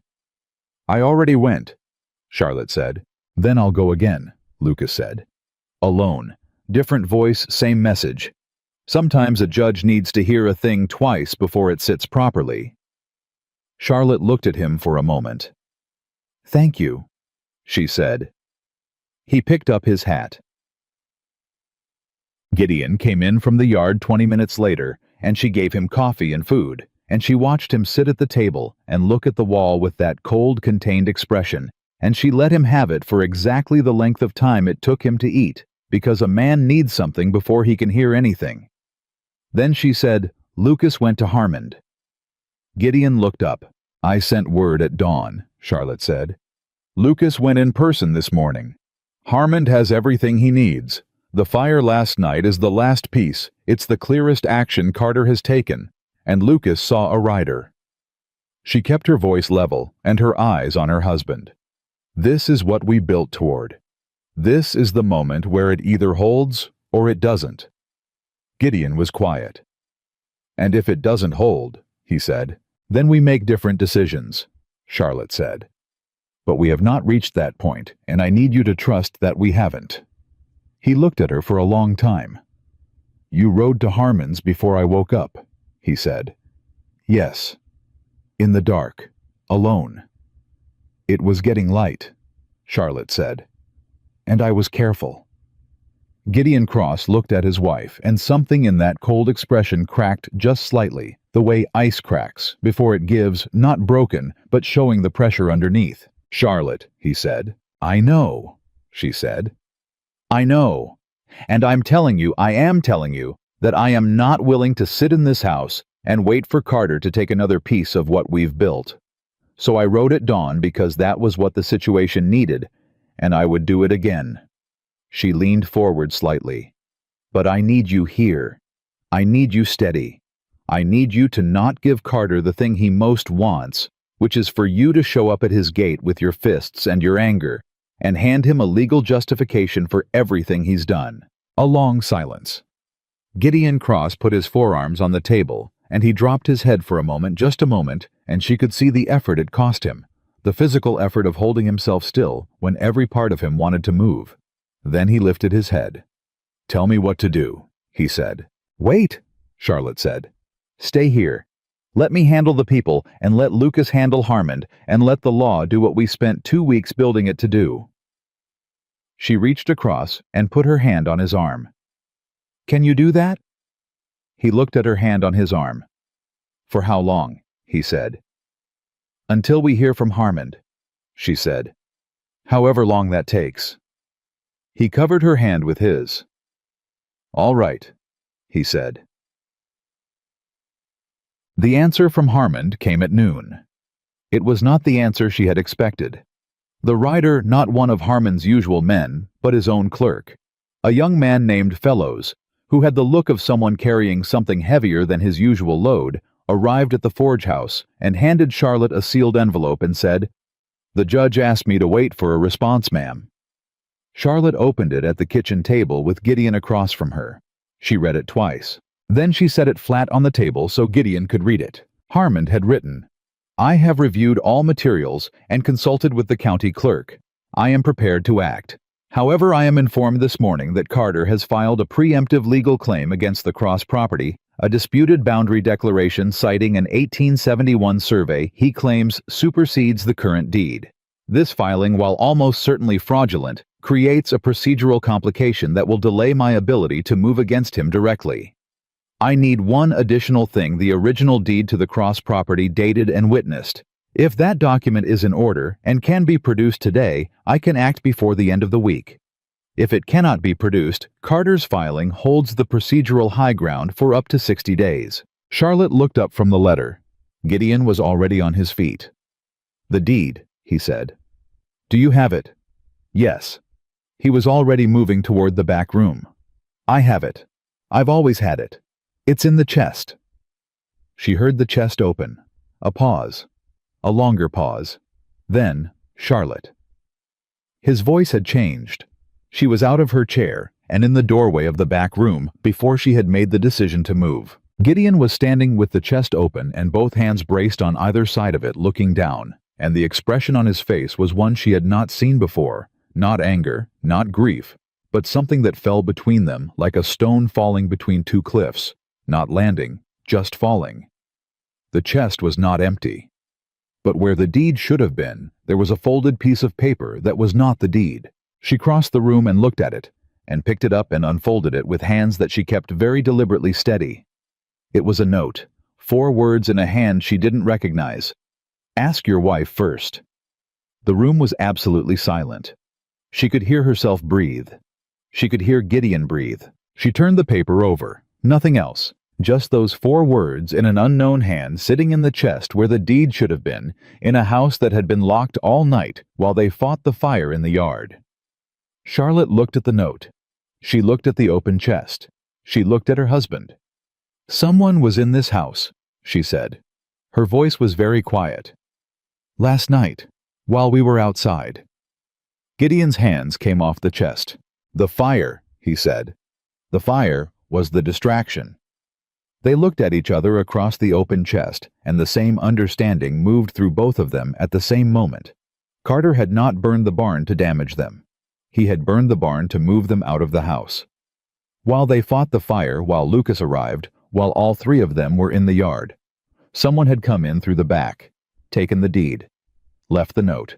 "Ask your wife first," Gideon said very quietly, and the quietness of his voice was more frightening than any volume would have been. He looked at Charlotte. She looked back at him. And she said, I don't know what that means. She said it clearly, and without hesitation, and she held his gaze while she said it, because she had never once been dishonest with him. And she was not going to begin now. Not with this. Not with 4 words on a piece of paper that someone had put there to do exactly what it was in this moment doing. Gideon Cross looked at his wife for a long time. Then he said, I know. 2 words, flat and certain. Gideon, I know you didn't take it, he said. I know that. Whoever put that note there wanted me to doubt you. That is the point of the note. He picked it up and looked at it once more, and then set it back in the chest. Carter sent someone into our house to take the deed, and to leave something that would break this marriage at exactly the moment when the marriage is the thing holding everything together. He closed the chest. He knows. He's known this whole time that you're the piece he can't account for. So he's trying to remove you. Charlotte stood in the doorway of that back room and felt the full weight of what Gideon had just said. Not just the content of it, but the fact of it. The fact that he had heard those 4 words and looked at her and chosen without hesitation. She would remember that for the rest of her life. The deed, she said, because there was no time for anything else right now, because they still had Fellows waiting outside and Harmon waiting for an answer, and Carter somewhere to the north counting on them to fall apart. Can you remember the details? The date, the witnesses? I've had that deed for 12 years, Gideon said. I know every word on it. Then we write it down, Charlotte said. Everything you remember, every detail. We give it to Fellows along with a letter to Harmon explaining what happened, the theft, the note, all of it. The theft of the deed is itself evidence. She met his eyes. Carter just handed us another crime. He can't help it. He doesn't know how to fight in the open. Gideon looked at her. You said that before, he said. I meant it before, Charlotte said. Come on. Sure. They wrote for 40 minutes at the kitchen table, Gideon dictating every detail of the deed from memory, while Charlotte wrote it out in her clearest hand. And then she wrote a separate letter to Harmon documenting the theft and the note and the timeline connecting it to the barn fire, drawing the line from Carter's filed claim to the convenient disappearance of the one document that could refute it. She folded both papers into the envelope and sealed it and handed it to Fellows, who had been waiting on the porch with the patience of a man who had learned that patience was a professional requirement. Tell the judge, Charlotte said, that Mr. Cross can provide sworn testimony about the deed's contents and that 2 witnesses signed the original, a man named Victor Marsh, now deceased, and a woman named Agnes Pruitt, who is, to our knowledge, still living in this county. She paused. Tell him Agnes Pruitt is the sheriff's mother. Fellows blinked. Ma'am, the sheriff's mother witnessed the deed, Charlotte said. I expect the judge will find that useful context. Fellows tucked the envelope under his arm and descended the porch steps with noticeably more purpose than he'd arrived with.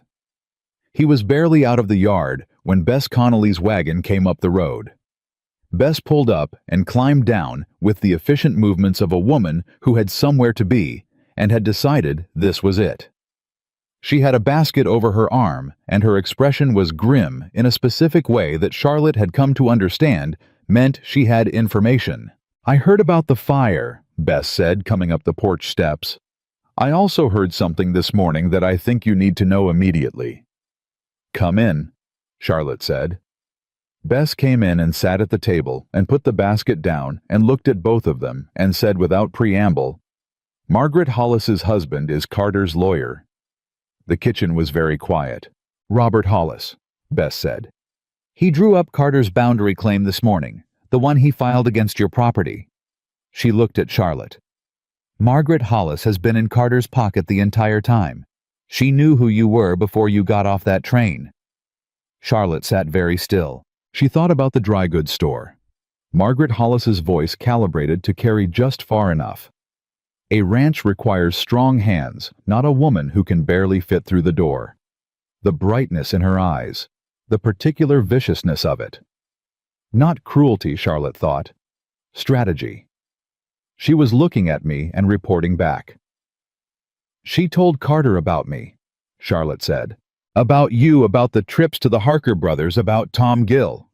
Bess's voice was flat. Hollis watches that store like a post. She sees everyone who comes through town. She told Carter when you went to Harmon's. She's been his eyes here. Gideon made a sound that was not quite a word.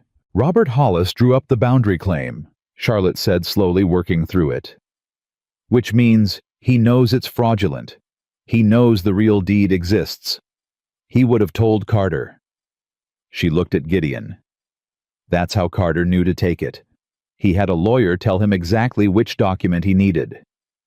Which means, Bess said, Robert Hollis is party to the theft.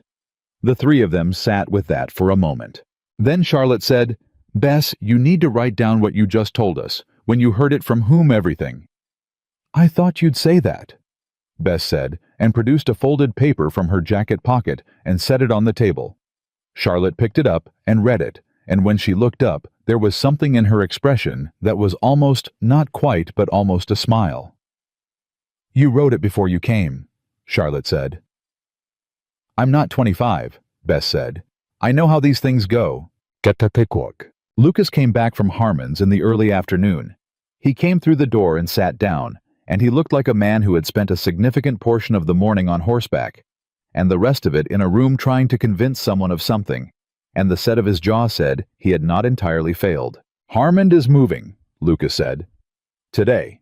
Not the end of the week today. He looked at Charlotte. Your letter about the deed theft, that was what did it.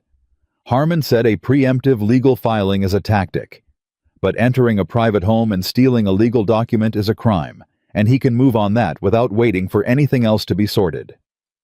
Charlotte breathed. He's sending for Carter, Lucas continued. Official summons. He's also sending someone to Agnes Pruitt to take a statement about the deed. And he paused, and something in his expression shifted towards something she hadn't seen on Lucas before, something that sat close to satisfaction. He's sending a deputy to Robert Hollis's office. To Hollis, Gideon said. Apparently a judge who has been in this county for 18 years, has more than one piece of information about Robert Hollis, and has been waiting for a reason to look closer. Lucas reached for the coffee pot without being invited the way people do when they've become comfortable enough in a place to stop asking. Carter's preemptive filing gave Harmon the legal chain, Hollis drawing it up while knowing the real deed existed. That's where Carter's clean hands stopped being clean. The kitchen was quiet for a moment. Then Bess said, So it's over. No, Charlotte said immediately. Everyone looked at her. It's not over, she said. Carter is still Carter. Harmon is moving, but Carter has money and lawyers beyond Hollis, and this is going to be a fight before it's finished. What we've done is taken away his ability to do this quietly. That's not the same as winning. She looked around the table. But it's the ground we need. Lucas nodded. She's right. I know she's right, Gideon said. He was looking at his wife with an expression that had something in it she could not quite name. Not the warmth she had catalogued.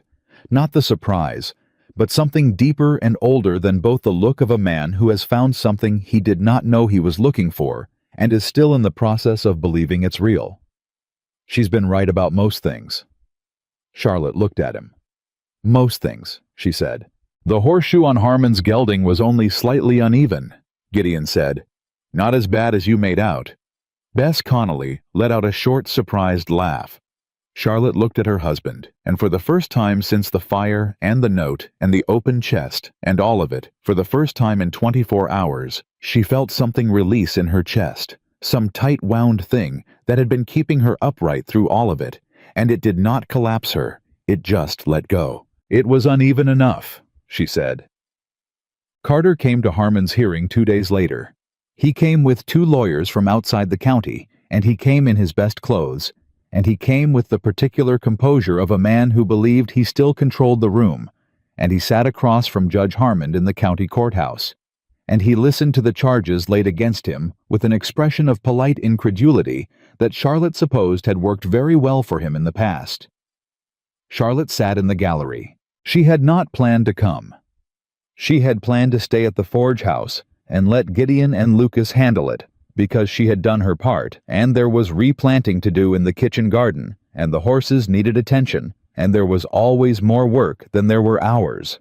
And the last thing she needed was to sit in a room with William Carter for any length of time. But when the morning came, and Gideon put on his clean shirt and looked at her across the kitchen table, she had stood up and put on her burgundy dress and come. She sat in the third row of the gallery, and she watched Carter's face while Harmond read the charges, and she watched the moment Carter understood that this was not going away. Watched the moment the composure shifted slightly, and something harder and colder came up underneath it, and she thought, "There you are. That's who you actually are." Gideon gave his testimony standing the way he did everything straight and unhurried and without apology. He described the deed, its date, its witnesses, every detail exactly as he had dictated it at the kitchen table, and his voice did not waver once. Agnes Pruitt had given a written statement confirming the signing. The chain of custody on the Ketch documents had been established through Bess's testimony the previous morning. Robert Hollis had declined to appear, which his absence made into its own kind of statement. Charlotte watched Carter's lawyers confer in low voices while Gideon spoke. She watched Carter himself, the way he sat, the way his fingers rested on the table, the way his jaw set when Harmond produced the note that had been left in the deed chest. "Ask your wife first." Carter's eyes went to the gallery, and they found Charlotte, and she held his gaze across the room without looking away. He looked away first. When Harmond recessed the hearing, Carter's lead lawyer came to Gideon in the corridor and said quietly that his client was prepared to discuss a settlement, that there were options, that the boundary claim could be withdrawn, that the matter of the deed could be considered a misunderstanding. "No," Gideon said. The lawyer paused. "Mr. Cross, there's nothing to discuss," Gideon said. "We're going to let the judge decide." The lawyer looked at Charlotte as if she might be the more practical option. Charlotte looked back at him. "You heard my husband," she said. The lawyer went back to his table. Lucas appeared at Gideon's shoulder. "You know, a settlement might have been easier," he said low. "Easier for who?" Gideon said. Lucas looked at him. "Carter pushed 3 other families out of this valley," Gideon said, and his voice was very even. "He took their land and their water and their lives, and he settled with none of them, because they had nothing to settle with. I'm not going to take a settlement and let him start over on the next property with a clean slate." He looked at Lucas. "Harmond has the documents. Let him use them." Lucas Webb looked at his friend for a moment. "All right," he said. The hearing reconvened. Attention. Harmond issued his ruling 4 days later. It was not the ending of William Carter. These things rarely end cleanly, Charlotte knew, and a man with Carter's resources would find ways to fight and delay and work the edges of whatever Harmond's ruling allowed. But it was a beginning, and a beginning was what they had needed. The boundary claim was struck as fraudulent. The deed to the Cross property was recorded in full, based on Gideon's testimony and Agnes Pruitt's statement. The theft of the original document was referred to the county prosecutor. Robert Hollis had resigned his practice the day before the ruling was issued, which the courthouse population correctly interpreted as a man choosing the lesser damage. Carter walked out of the courthouse with his lawyers and got into his carriage and drove north, and he did not look pleasant as he did it, and that was fine. Charlotte and Gideon walked out into the afternoon light together. Lucas was behind them. Bess Connolly had come for the ruling and walked out beside Hattie Drummond. The Harker brothers were on the courthouse steps. Tom Gill was there. Herbert Payne was at the back of the small crowd that had gathered, and when Gideon came out, he caught Charlotte's eye and nodded once, and she nodded back. "Well," Lucas said, coming to stand beside Gideon. "Well," Gideon said. "The barn's going to need rebuilding," Lucas said. "I know. I expect you'll have more help than you expect," Lucas said, and he looked at the courthouse steps at the Harker brothers and Tom Gill and Herb Payne, and then back at Gideon. "Funny thing about a town, it takes it a while to see what's right in front of it, but once it does," he shrugged, "it's pretty hard to make it unsee." Gideon was quiet for a moment. Then he looked at Charlotte beside him. She was watching the crowd. The people who had stared at them in the churchyard. The people who had laughed on the platform.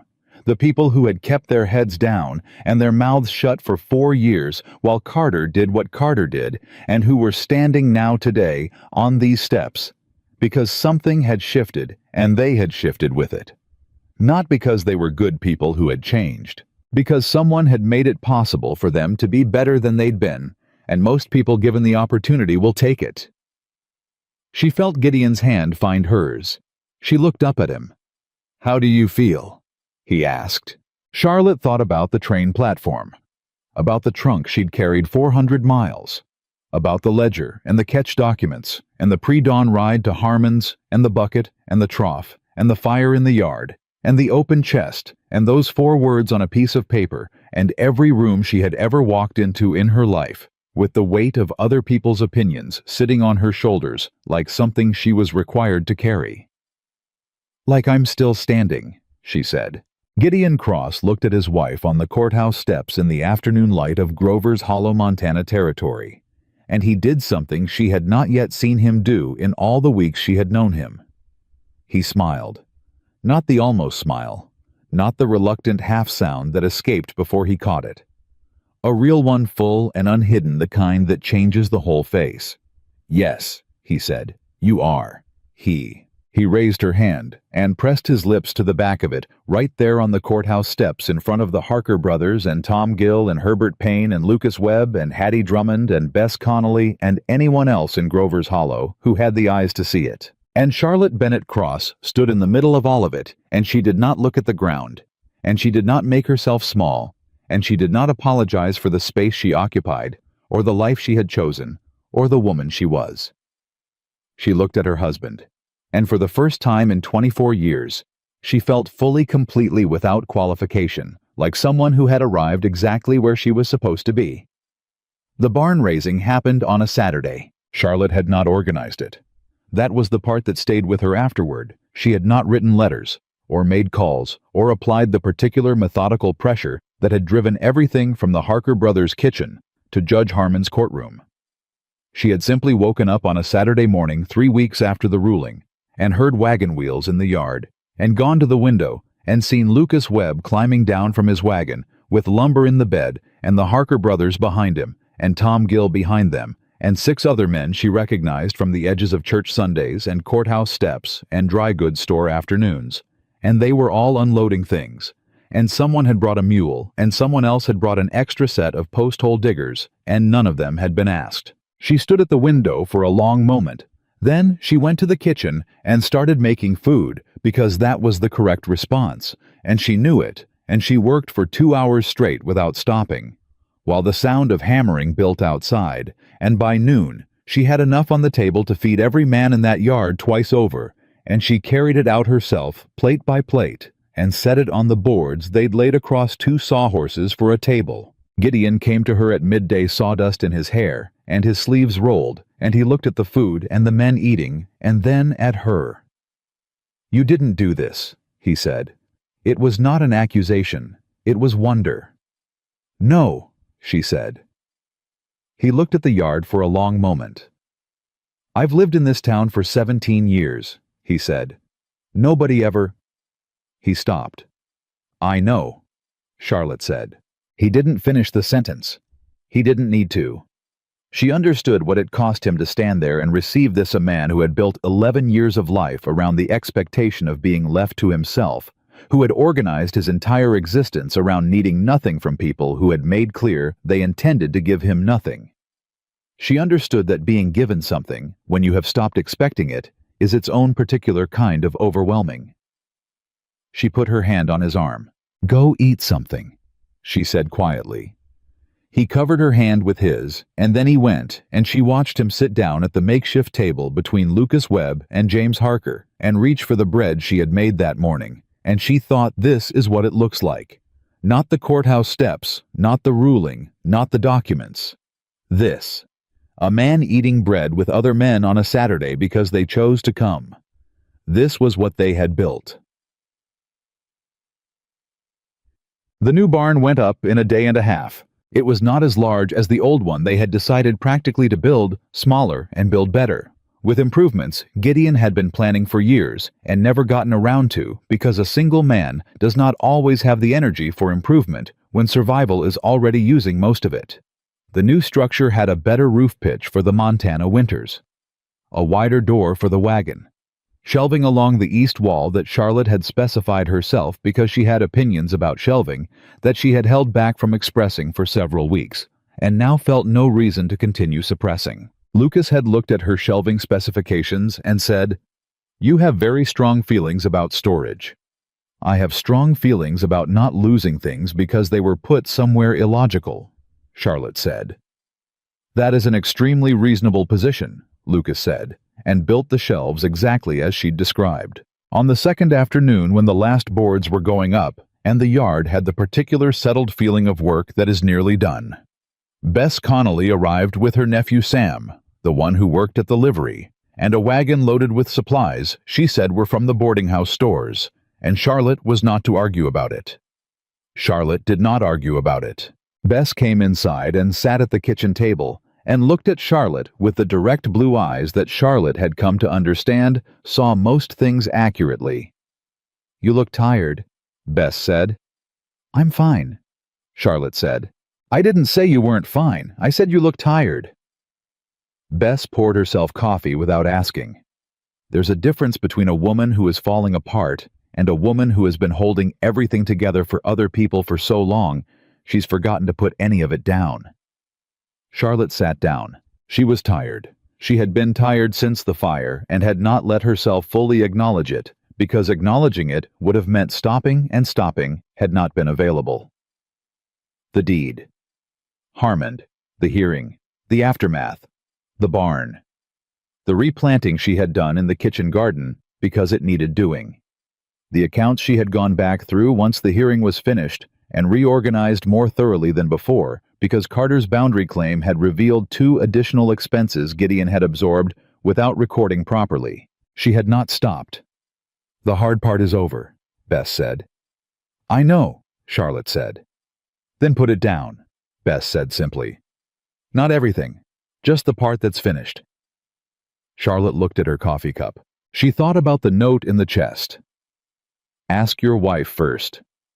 She thought about Gideon standing with his hands braced on either side of it, and the silence in that room, and the 2 words he had said without hesitation. She thought about what it meant that those 2 words "I know" had been the thing she replayed most in the week since, more than the courthouse, more than the ruling, more than Carter's face, when he understood it was over. 2 words, 4 seconds. The most certain thing anyone had ever said to her. "Bess," she said. "Yes." "Did you know it would work, any of it? When you brought the catch documents, did you know?" Bess was quiet for a moment, considering the question with the seriousness it deserved. "No," she said honestly. "I knew it was the right thing to do. I didn't know if right things succeed. In my experience, they don't always." She paused. "But I knew that you would not stop. And I thought that mattered more than knowing whether it would work." Charlotte looked at her. "That is either the most encouraging thing anyone's ever said to me," she said, "or the most terrifying." "Probably both," Bess said. "Most true things are." Carter's counter-appeal came in October. Charlotte had expected it. She had told Gideon in August, sitting on the porch in the last warm evenings before the season turned, that Carter was not finished, that a man who had operated this way for years did not simply accept a ruling and redirect his energy elsewhere. He had too much invested, and too much pride, and too much money to simply let it go. She had told Gideon this, and he had looked out at the yard and the new barn and said, "How long?" 6 to 8 weeks, Charlotte said. "He'll need time to find new lawyers and reassemble a legal strategy without Hollis." It had been 7 weeks. The counter-appeal cited procedural irregularities in Harmon's original ruling, the kind of technical challenges that were expensive to mount and slow to resolve, and designed not to win, but to exhaust, to drain money and energy from the people who had already used a great deal of both. Gideon brought the notice home from town and set it on the kitchen table without a word. Charlotte read it. Then she set it down and said, "All right." Gideon looked at her. All right. I expected this, she said. We have Harmon's ruling on record. The deed is recorded. The fraudulent boundary claim is struck. He can file appeals until he runs out of lawyers, but none of that changes what Harmon has already established. She tapped the paper. This is expensive noise. He's hoping we'll run out of money before he does. We might, Gideon said. It was an honest thing to say, and she valued him for saying it.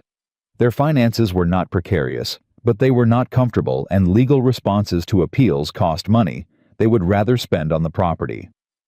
Charlotte had already been running the numbers in her head since she'd heard the appeal was coming. I've been thinking about the East Pasture, she said. Gideon looked at her. The East Pasture. It's been fallow for 3 years. You haven't had the capital to stock it. She opened the ledger to the page she had prepared. The Harker brothers are looking to expand their herd going into winter. They need grazing land, and they need somewhere to overwinter 20 head. We have the pasture, and we have the new barn. She looked at Gideon. A winter grazing agreement. It covers the cost of any legal response to Carter's appeal, and it puts the East Pasture to use, and it gives the Harkers what they need. She paused. It also means Carter can file every appeal in the territory, and it will not matter to this property's stability. Gideon Cross looked at the ledger. He looked at his wife. He said, You figured this out before the appeal arrived. I figured it out when I knew the appeal was coming, Charlotte said. Preparation is not the same as pessimism. No, Gideon said. It's not. He looked at the ledger again. James Harker will negotiate hard. I know, Charlotte said. I like negotiating with people who do it honestly. She closed the ledger. I'll ride out Tuesday. We'll ride out Tuesday, Gideon said. She looked at him. You are not the only one who gets to ride at dawn, he said. Something warm moved through her chest. Tuesday, she said. It was at the Harker brothers' kitchen table on that Tuesday that the second twist came, the one Charlotte had not planned for, because the one thing about preparation is that it accounts for what you know is coming and says nothing about what you don't. James Harker had agreed to the winter grazing terms within the first 20 minutes, which told Charlotte his negotiating was indeed honest and that the deal was fair on both sides.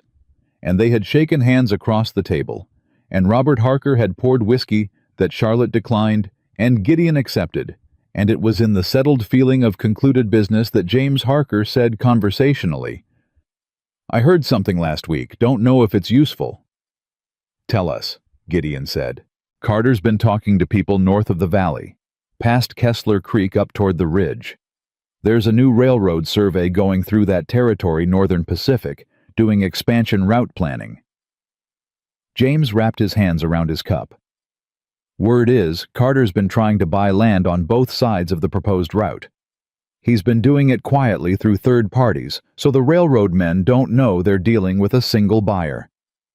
Charlotte went very still. A railroad route, she said. Proposed. Nothing confirmed. But if it goes through where the survey suggests... James Harker looked at her steadily.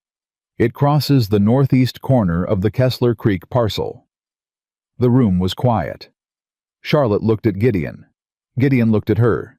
Carter never wanted the land, Charlotte said slowly, working through it, rearranging everything she had understood about the past months.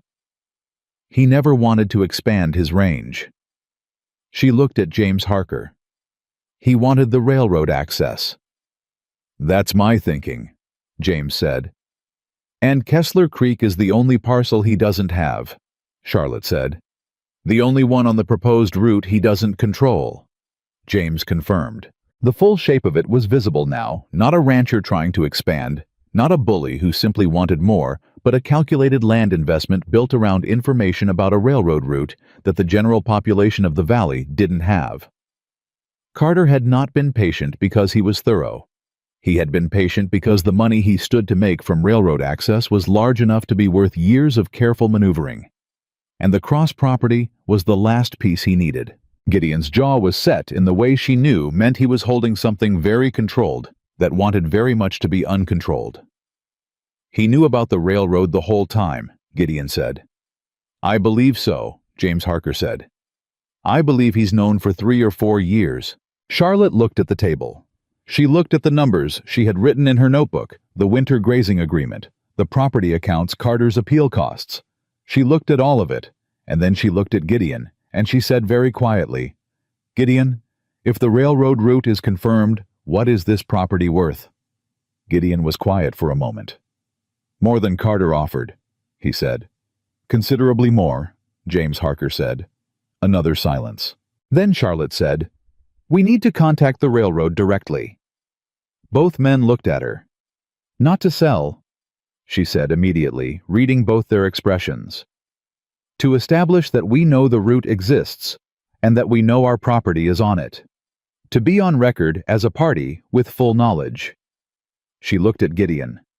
Right now, Carter's advantage is that we don't know what we have.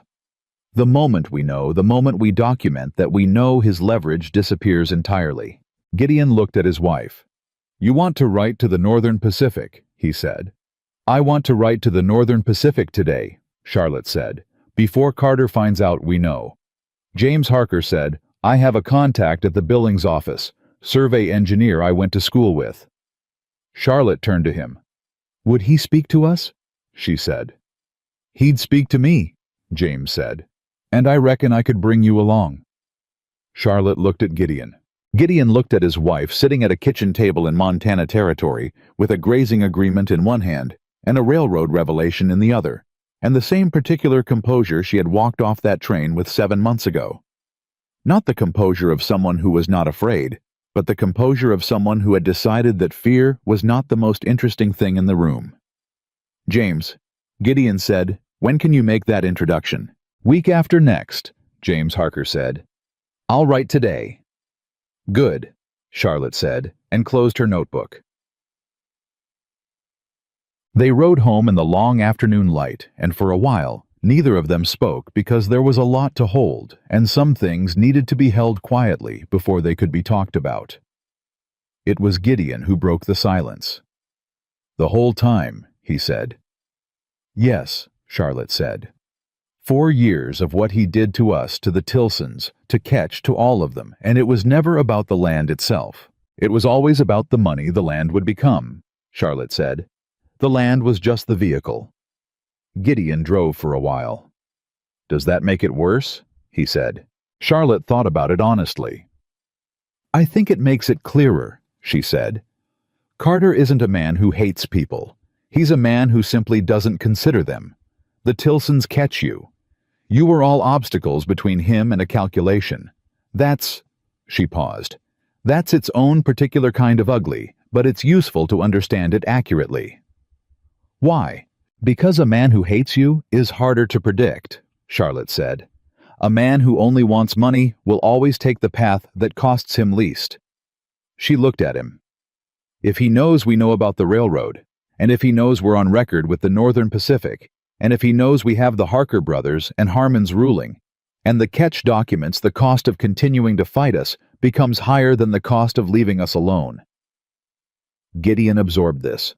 You think he'll back down? He said. I think he'll do the math, Charlotte said, and I intend to make the math very clear. Bent.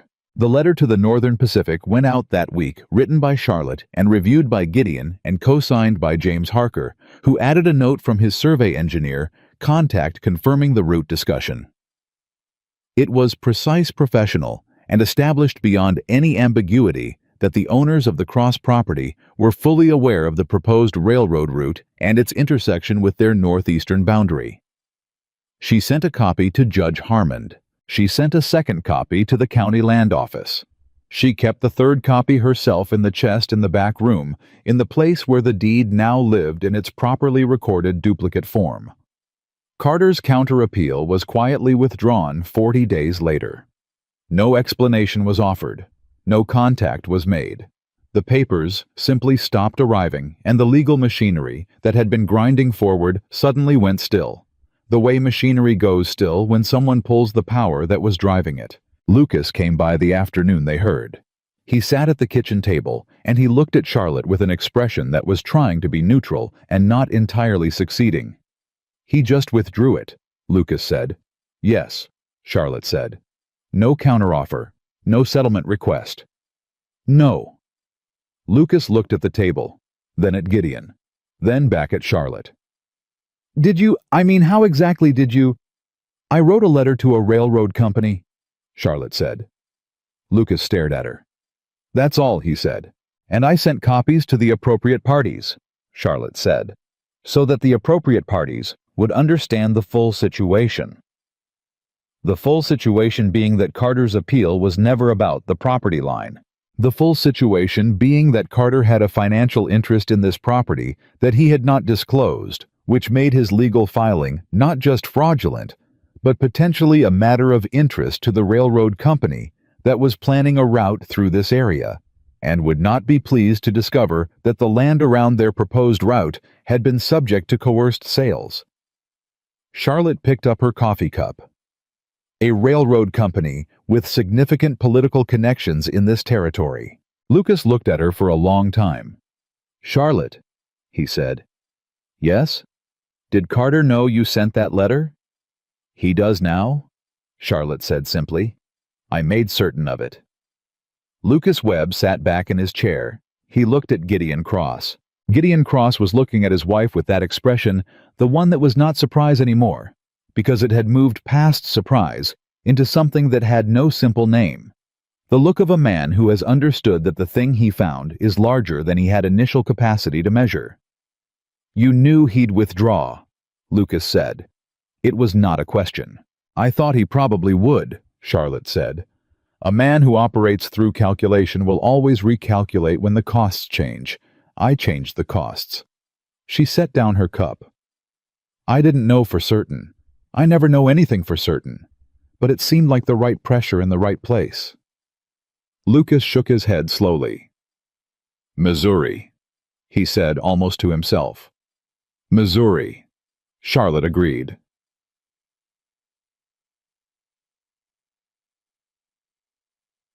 November came to Grover's Hollow the way Montana Novembers do, fast and without apology, and with it came the particular settling in that happens when the warm season is finished and there is nothing to do but tend what you have built and wait for spring. The east pasture had 20 of the Harker's cattle in it, and they were wintering well. The new barn stood solid against the first hard winds, and Charlotte noted with private satisfaction that the roof pitch she had endorsed was handling the weather exactly as intended.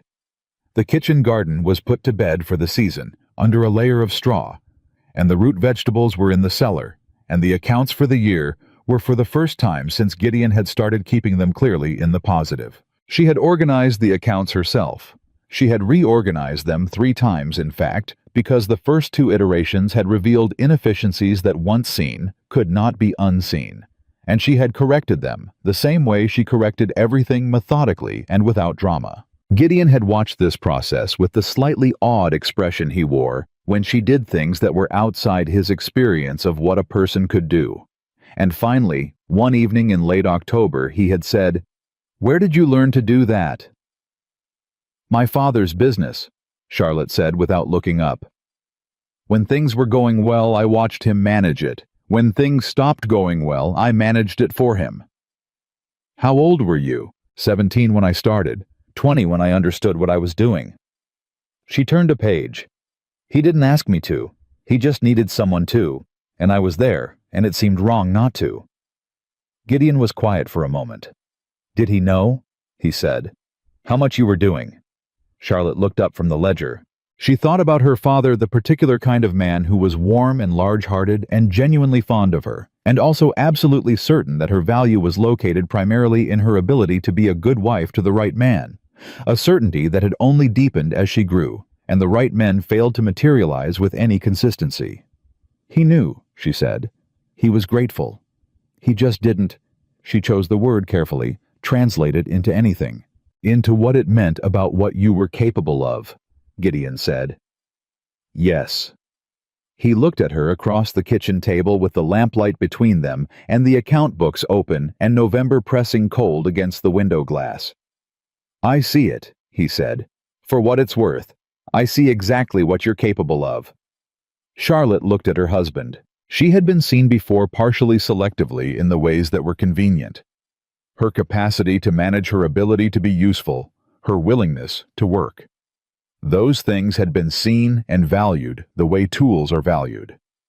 This was different.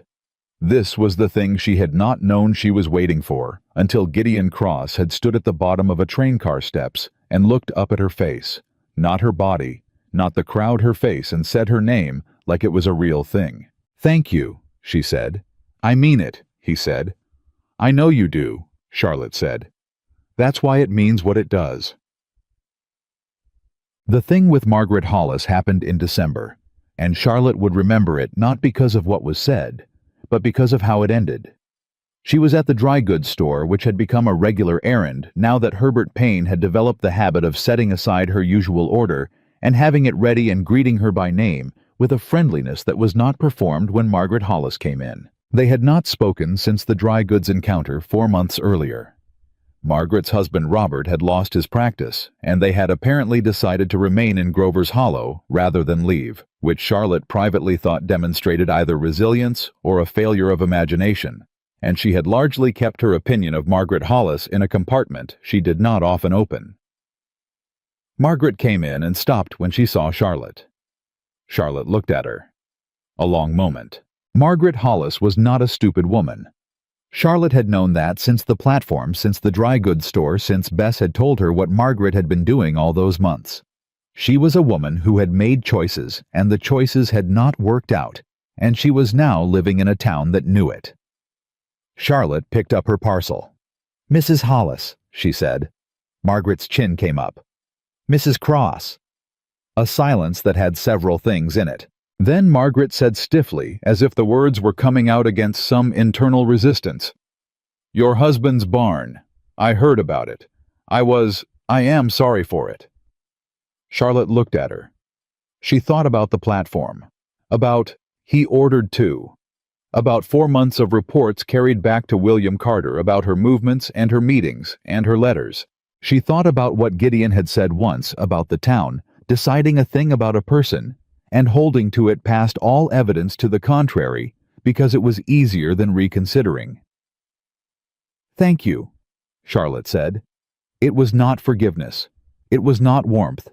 It was the honest acknowledgement of a gesture made, which was what the moment called for, and what Charlotte was willing to give. Margaret Hollis nodded once.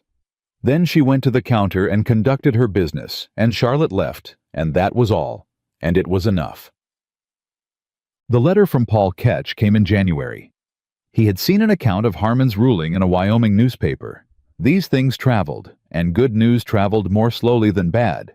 But it did travel, and he wrote a short letter addressed to the Cross property in a hand that looked like a man who had learned to write carefully, because he had not always had the luxury of paper to waste. He wrote, "I heard about what happened. I heard about the documents and the judge and Carter's appeal withdrawn. I left this valley because I believed I was alone in it. I want you to know I am sorry I did not stay. I should have stayed." He did not say anything about coming back. Charlotte read the letter twice, and then she wrote back the same day. She wrote, "Mr. Ketch, what you kept and what you left behind made everything possible. There is nothing to be sorry for. The valley is still here. The door is open if you ever find your way back to it." She signed it, Charlotte Cross, and sealed it and sent it north to Wyoming. She did not tell Gideon until that evening, and when she told him, he read Ketch's letter and was quiet for a moment, and then said, "You wrote back?" "Yes." "What did you say?" She told him. He looked at her. "You told him the door was open," he said. "Yes." "You didn't ask me first," he said. Charlotte looked at her husband. "It's your property," she said, watching him carefully. "If you'd prefer, I hadn't—" "It's our property," Gideon said. A beat. "And I would have said the same thing," he said. Charlotte breathed. "Good," she said. In the spring, the first proper spring of their marriage, the one that came after everything, The Northern Pacific Survey was officially confirmed. The route ran exactly where the early survey had indicated, and it crossed the northeast corner of the cross property, and the railroad made an approach that was courteous and professional, and offered terms that were, Charlotte thought, reading through them at the kitchen table, while Gideon stood behind her, reasonable. "They want an easement," she said, "not ownership, access to run the line across the corner and maintenance rights along the corridor." She turned the page. "In exchange, a guaranteed station stop at Grover's Hollow." Gideon was quiet. "A station stop," he said. "Which means commerce," Charlotte said. "Which means the town grows. Which means the property value of everything in this valley increases, including ours." She set the document down. "Carter saw this.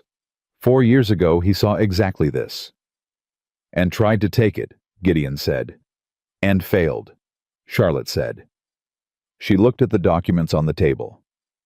"Gideon," she said, "I want to tell you something." He came around and sat across from her, because she had used that particular voice.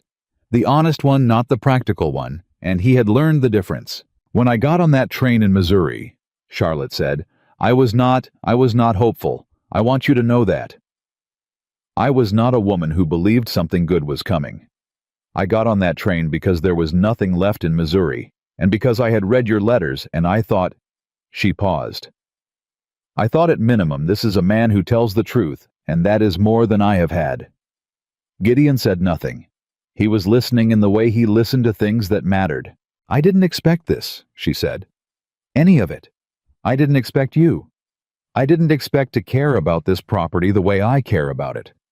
I didn't expect to feel that Grover's Hollow was a place I wanted to fight for."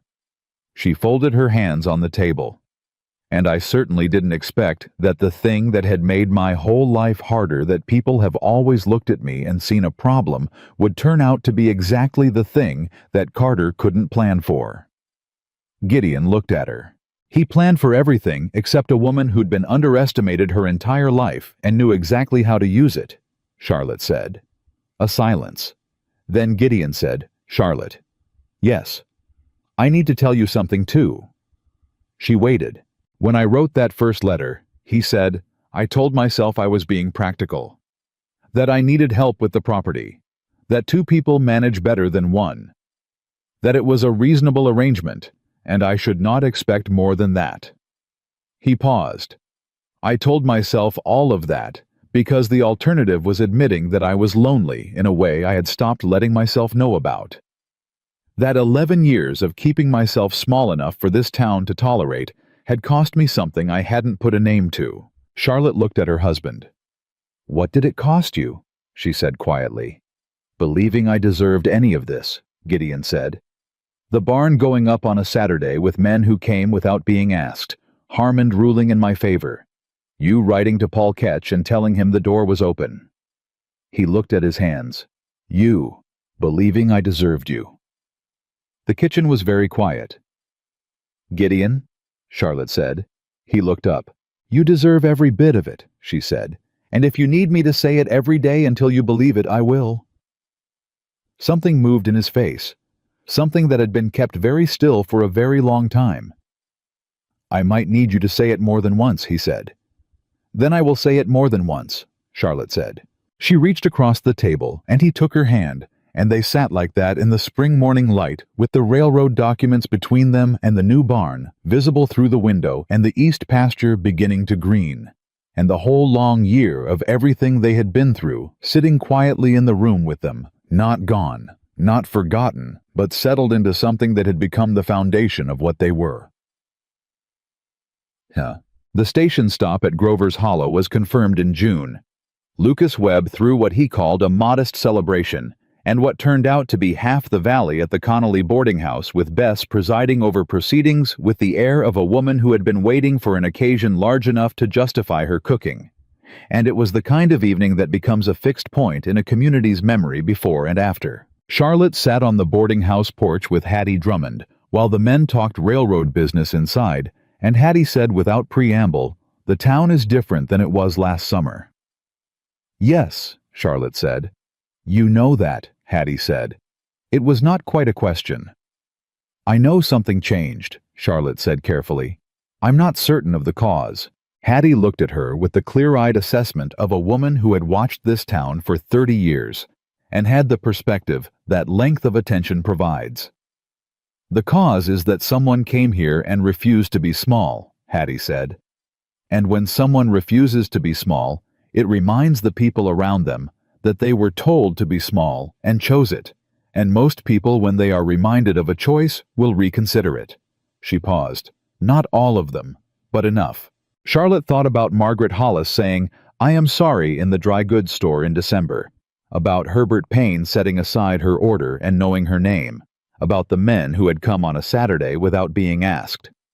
Enough, Charlotte said. Enough, Hattie agreed. Gideon came out onto the porch and leaned in the doorway with a glass in his hand and looked at his wife sitting in the June evening. And something in his expression was so open and uncalculated that Charlotte felt it across the distance between them before he said a word. Lucas is making a speech, he said. Is it a good speech? Charlotte asked. It has not started well, Gideon said. He opened with a story about a mule. Then I should go save him, Charlotte said, and stood. Hattie Drummond laughed and stood with her, and the three of them went inside into the warmth and noise of an evening that had started as a celebration of a railroad and was becoming, as these things always do, a celebration of something larger and less nameable than any single cause.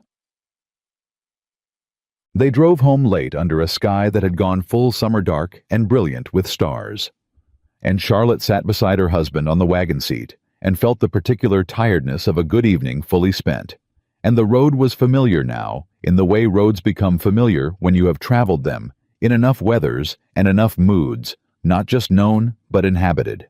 Gideon pulled the horse to a stop at the top of the rise, before their property, where you could see the forge house and the new barn, and the kitchen garden, and the east pasture beyond in the starlight. And Charlotte understood without being told why he had stopped. He looked at it for a long time. She looked at him. They said nobody would choose me, he said. Not bitterly. Not with the weight of all those years of being told so. Just plainly accurately describing a fact of his history. They were wrong, Charlotte said. He turned to look at her. She looked back at him in the dark at the face she had first seen from the top of a train car. Step the Burns she had stopped registering as anything other than part of him. The steadiness, the jaw, the eyes that had looked up at her on that platform and not looked away. They were wrong about me too, she said. Everyone who said I was too much. Everyone who said I was not worth choosing. She held his gaze. We were both wrong according to the world, and the world was wrong about both of us. Gideon Cross looked at his wife for a long moment. Then he said, Charlotte. Yes. Come home. He said it the way he had said her name on the platform that first day, like it was a real thing, like it counted, like it was meant. And she felt it the same way she had felt it then, all the way down to the place in her that had been waiting a very long time to hear that particular combination of words in that particular voice. She took his arm. He picked up the reins, and they drove down the rise together toward the lights of the forge house, toward the new barn, and the replanted garden, and the documents recorded, and the accounts in order, and the door that was